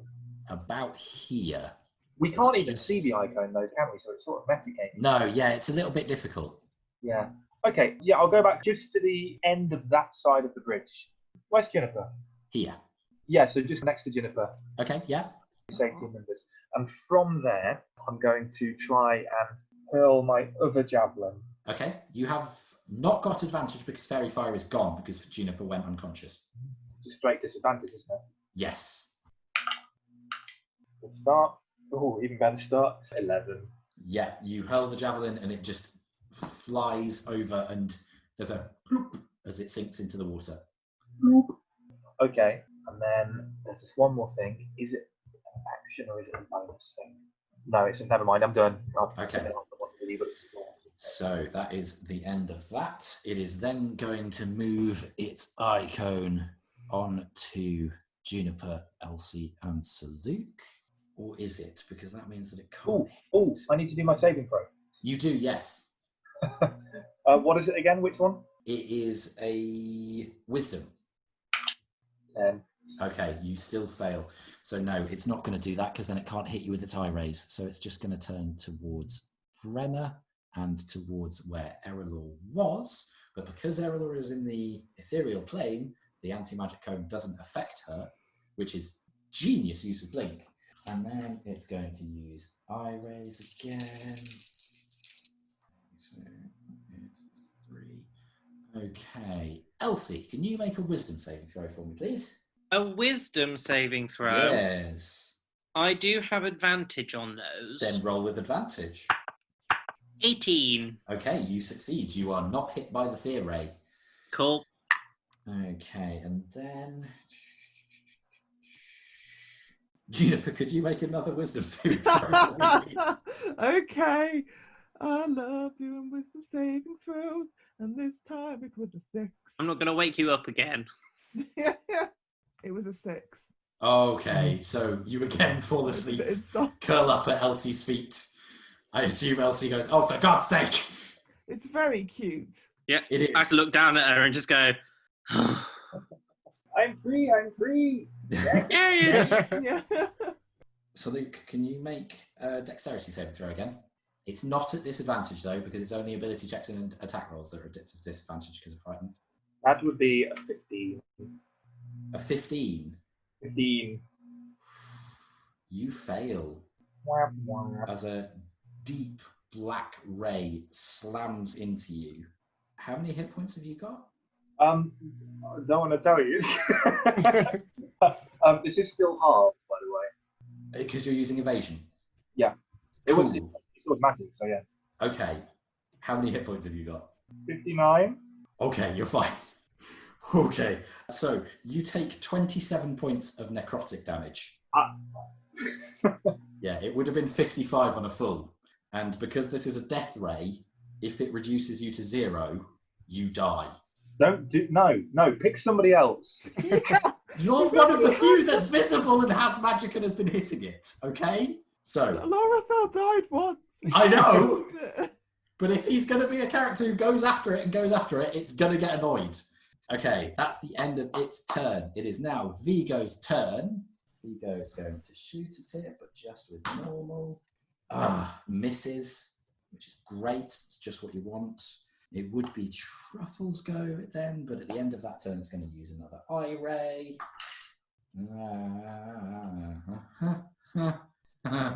Elsie, can you make a dexterity saving throw for me, please? Sure.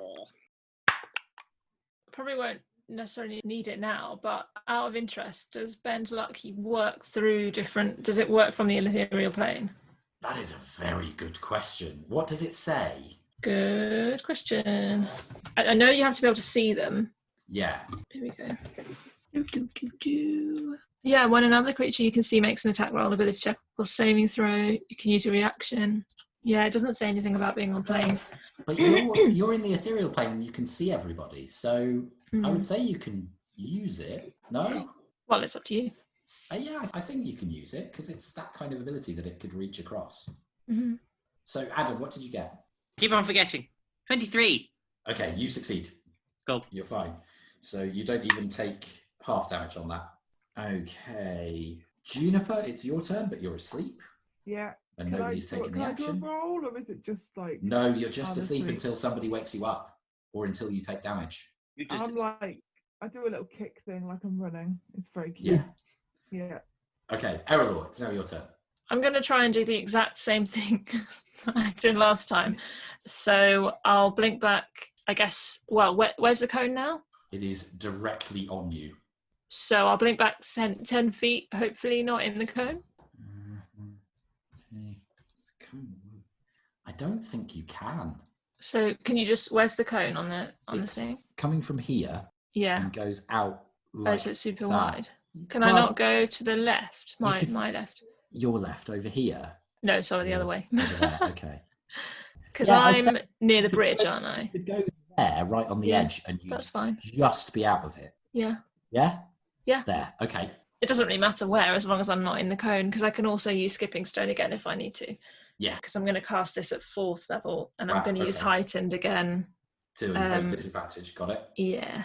So what are you using? So it's the same catapult, so it's another dex save. And I'll Okay. use the 1d thing, so it's DC of 18. 18. Got it.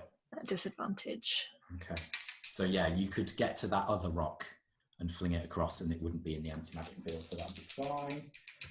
So, advantage. Yep, that fails its saving throw, so you succeed. Okay, so this time it is. What did I do earlier? 7d8, so it's 68. Yeah. Slightly easier. Oh, I put my dice away. All of it took. Okay, some more ones. 20. Okay. So Erallur back into existence just outside of the anti-magic cone, and you glance around and you see Brenna's slow winding up to another attack. You can just see Sir Luke's wings outstretched across a prone sleeping Juniper, and a worried expression on Sir Luke's face as Elsie tries to shake Juniper awake and then doesn't bother. Flint is nowhere to be seen, and then you just bring the energy, curl your hand round and loose the boulder, and it smashes into the portion that you'd already hit. You'd seen that Sir Luke had struck it with a javelin, Flint had blasted some of the scales off, and the boulder actually just thunks into its body. And there is a brief no as its body falls on the stone near Brenna. It is down and defeated. They're nasty. Flint, could you make a strength saving throw for me, please? 3. Okay, Flint, you are now off the map. You have slipped down further in the water. Can I see him? From where you are, no, you can't. He is obscured. We can get another Flint. Am I sleeping? Can we have a Scottish one this time? Can I look around and see if I can see everyone and deduce that Flint is not there? Make a perception check. 21. You just see the tip of his cannon bob above the water for a moment before it gurgles back underneath. So can He I... is swept from the chamber into a tunnel filled with water. And there's no barrier in between? No. Okay, so can I run up on the bridge? Yep, sure. And presumably that gives me a better view? I would say make an athletics check to see how quickly you do that. Is anybody waking Juniper up? Turn around and give her a shake. Okay, you wake Juniper up. Juniper, you come to, you see that the beholder is dead. Sir Luke, you are no longer frightened of it. 17 athletics. Okay, yeah, you make it to the bridge fairly quickly. You can't really see Flint from where you are, though. He has sunk beneath the water. Flint, can you make another strength saving throw for me, please? 12. Okay, so just for a moment, Erallur, you see the bob of reddish-grey hair from his beard as his head bobs above the water. He manages to take a breath, but then is pulled back under. Is he within 60 feet? He is, yes. Can I use telekinesis on him? Can, absolutely. So, I mean, can you choose to not contest it? Yeah, I mean, at this stage, I'm probably thankful to It get would out be of the funny water. if the one strength check you succeed is this one. Probably thinks it's the beholder again. Yeah. Yeah. Yeah, I'll lift him up and out and pull him back onto this bridge. Okay. Pop him down next to me. You are pulled out, Flint, and placed next to Erallur. Also, Erallur, just quick thing. Yes. Is telekinesis verbal at all? Oh, good question. Yes, it must be, because the only ones that weren't were minor illusion, which I figured was no help, and catapult. So yes. Has it not been a minute? It hasn't quite, unfortunately, no. So you wouldn't be able Okay. to cast that, I'm afraid. Dang it! I try to, and then bubbles. Yeah, just pink bubbles. Erallur, is something wrong? Blah, blah, blah, blah, blah, Are you like Pointing. gesturing with that? Why? blah, blah, blah, blah, blah. Do I see Flint? Make a perception check. I mean, in a way, the bubble sound is accurate to what I'm pointing Yeah. at. Natural 20. I You see do see just the tuft of red hair as it goes back beneath the water. Okay. I fly over to him at full speed. Okay. It's a bit of a low tunnel. Oh, is it? Okay. Yeah. You'd maybe have to flop into the water in order to get him out. At cautious speed. Now, the problem is, I can't fly if I'm wearing even medium armor. And I would wager that Flint weighs more than medium armor. Yeah, a little bit. Okay, so, oh no. Okay, so yeah, I swoop after Flint heroically. And then when the tunnel gets too low, dive into the water like a kingfisher. And then I get the rope out of my pack. And do I catch it with him easily enough? Well, I would say make a strength saving throw, first of all, as you duck into the water. It is quite fast flowing. Oh dear, that's a 6. Okay, you do approach him quite quickly, and you collide with him. You are now both under the water and getting caught in the current. How far away are they? From you now, they would be 40-odd feet, but Oh, sorry, you're too far out the way. I hold on to Flint and wrap wings around to try and protect him and then start to kick towards the surface. Okay, make another strength saving throw. Can I assist him in that? You can, yes. I would say roll with advantage. 17. Okay, you manage to kick to the surface and both take a breath. I'm here to save you! Is there anything to grab onto? There are a few rocky outcroppings in the ceiling that you might be able to steady yourself up. I try. Okay, make a dexterity check then. 17. Okay, you manage to just hold on and dig your talons into the stone with a grinding noise, and you see Sir Luke's quite muscular arms holding firm, Flint, as he manages to have wrapped his legs around you still and kept you steady. But yeah, you're holding. Take the rope out of my pack. I will do so. Okay. I'm assuming it's the tunnel quite dark. It is quite dark, yes. You can see more than I. Is there any way we can tie it to? Is there anywhere we can tie it to? There are a few stalactites. Cool. I'm going to just try and lasso one of them. Okay, make a dexterity check then. Not awful. Check or saving throw? Check. Check. Okay. That will be the same, 15. Okay. It's quite difficult to throw a lasso up around a stalactite, but you just manage to catch it on the very edge and pull taut before it can slip loose. It's not the greatest of holds, but it might work. So, what now? I didn't think this far. The creature is dead. Oh, that's good. Erallur will look after the rest. Let's worry about ourselves for now. Erallur, it's probably been about a minute by now. Okay. Can you see anything down the tunnel? Can I see anything down the tunnel? Make a perception check. 6. Probably not. Nope. But you can hear rushing water. Nothing much, no. That wheelie chair is really serving its I know, purpose. it's great. I'm milking it for all it's For worth. podcast listeners, Ed is just miming swinging on a rope very, very effectively. Thank you very much. Very good. I feel I'm ruining the scene. Please leave. You Come could back. never ruin the scene, Kathryn. Empty the river. Aw. Do I have anything to add to it? No. You got be- water you can throw in my face? You could be the stalactite. Oh dear. Well, I guess we just hang. Okay. So, on that note, we will close tonight's episode. Thank you very much for playing. We shall leave it on that almost cliffhanger, I suppose, rock hanger. Yeah. Stalagmite hanger. Yes, yes, that's pithy. With Sir Luke and Flint unsure of how they will make it back into this room, the Bane Glorious unsure of how they will make it out of this room. Thank you very much for listening. Like, subscribe, review, all that good stuff. Everybody who wants to say bye, say bye. Goodbye. Bye-bye. Patty bye.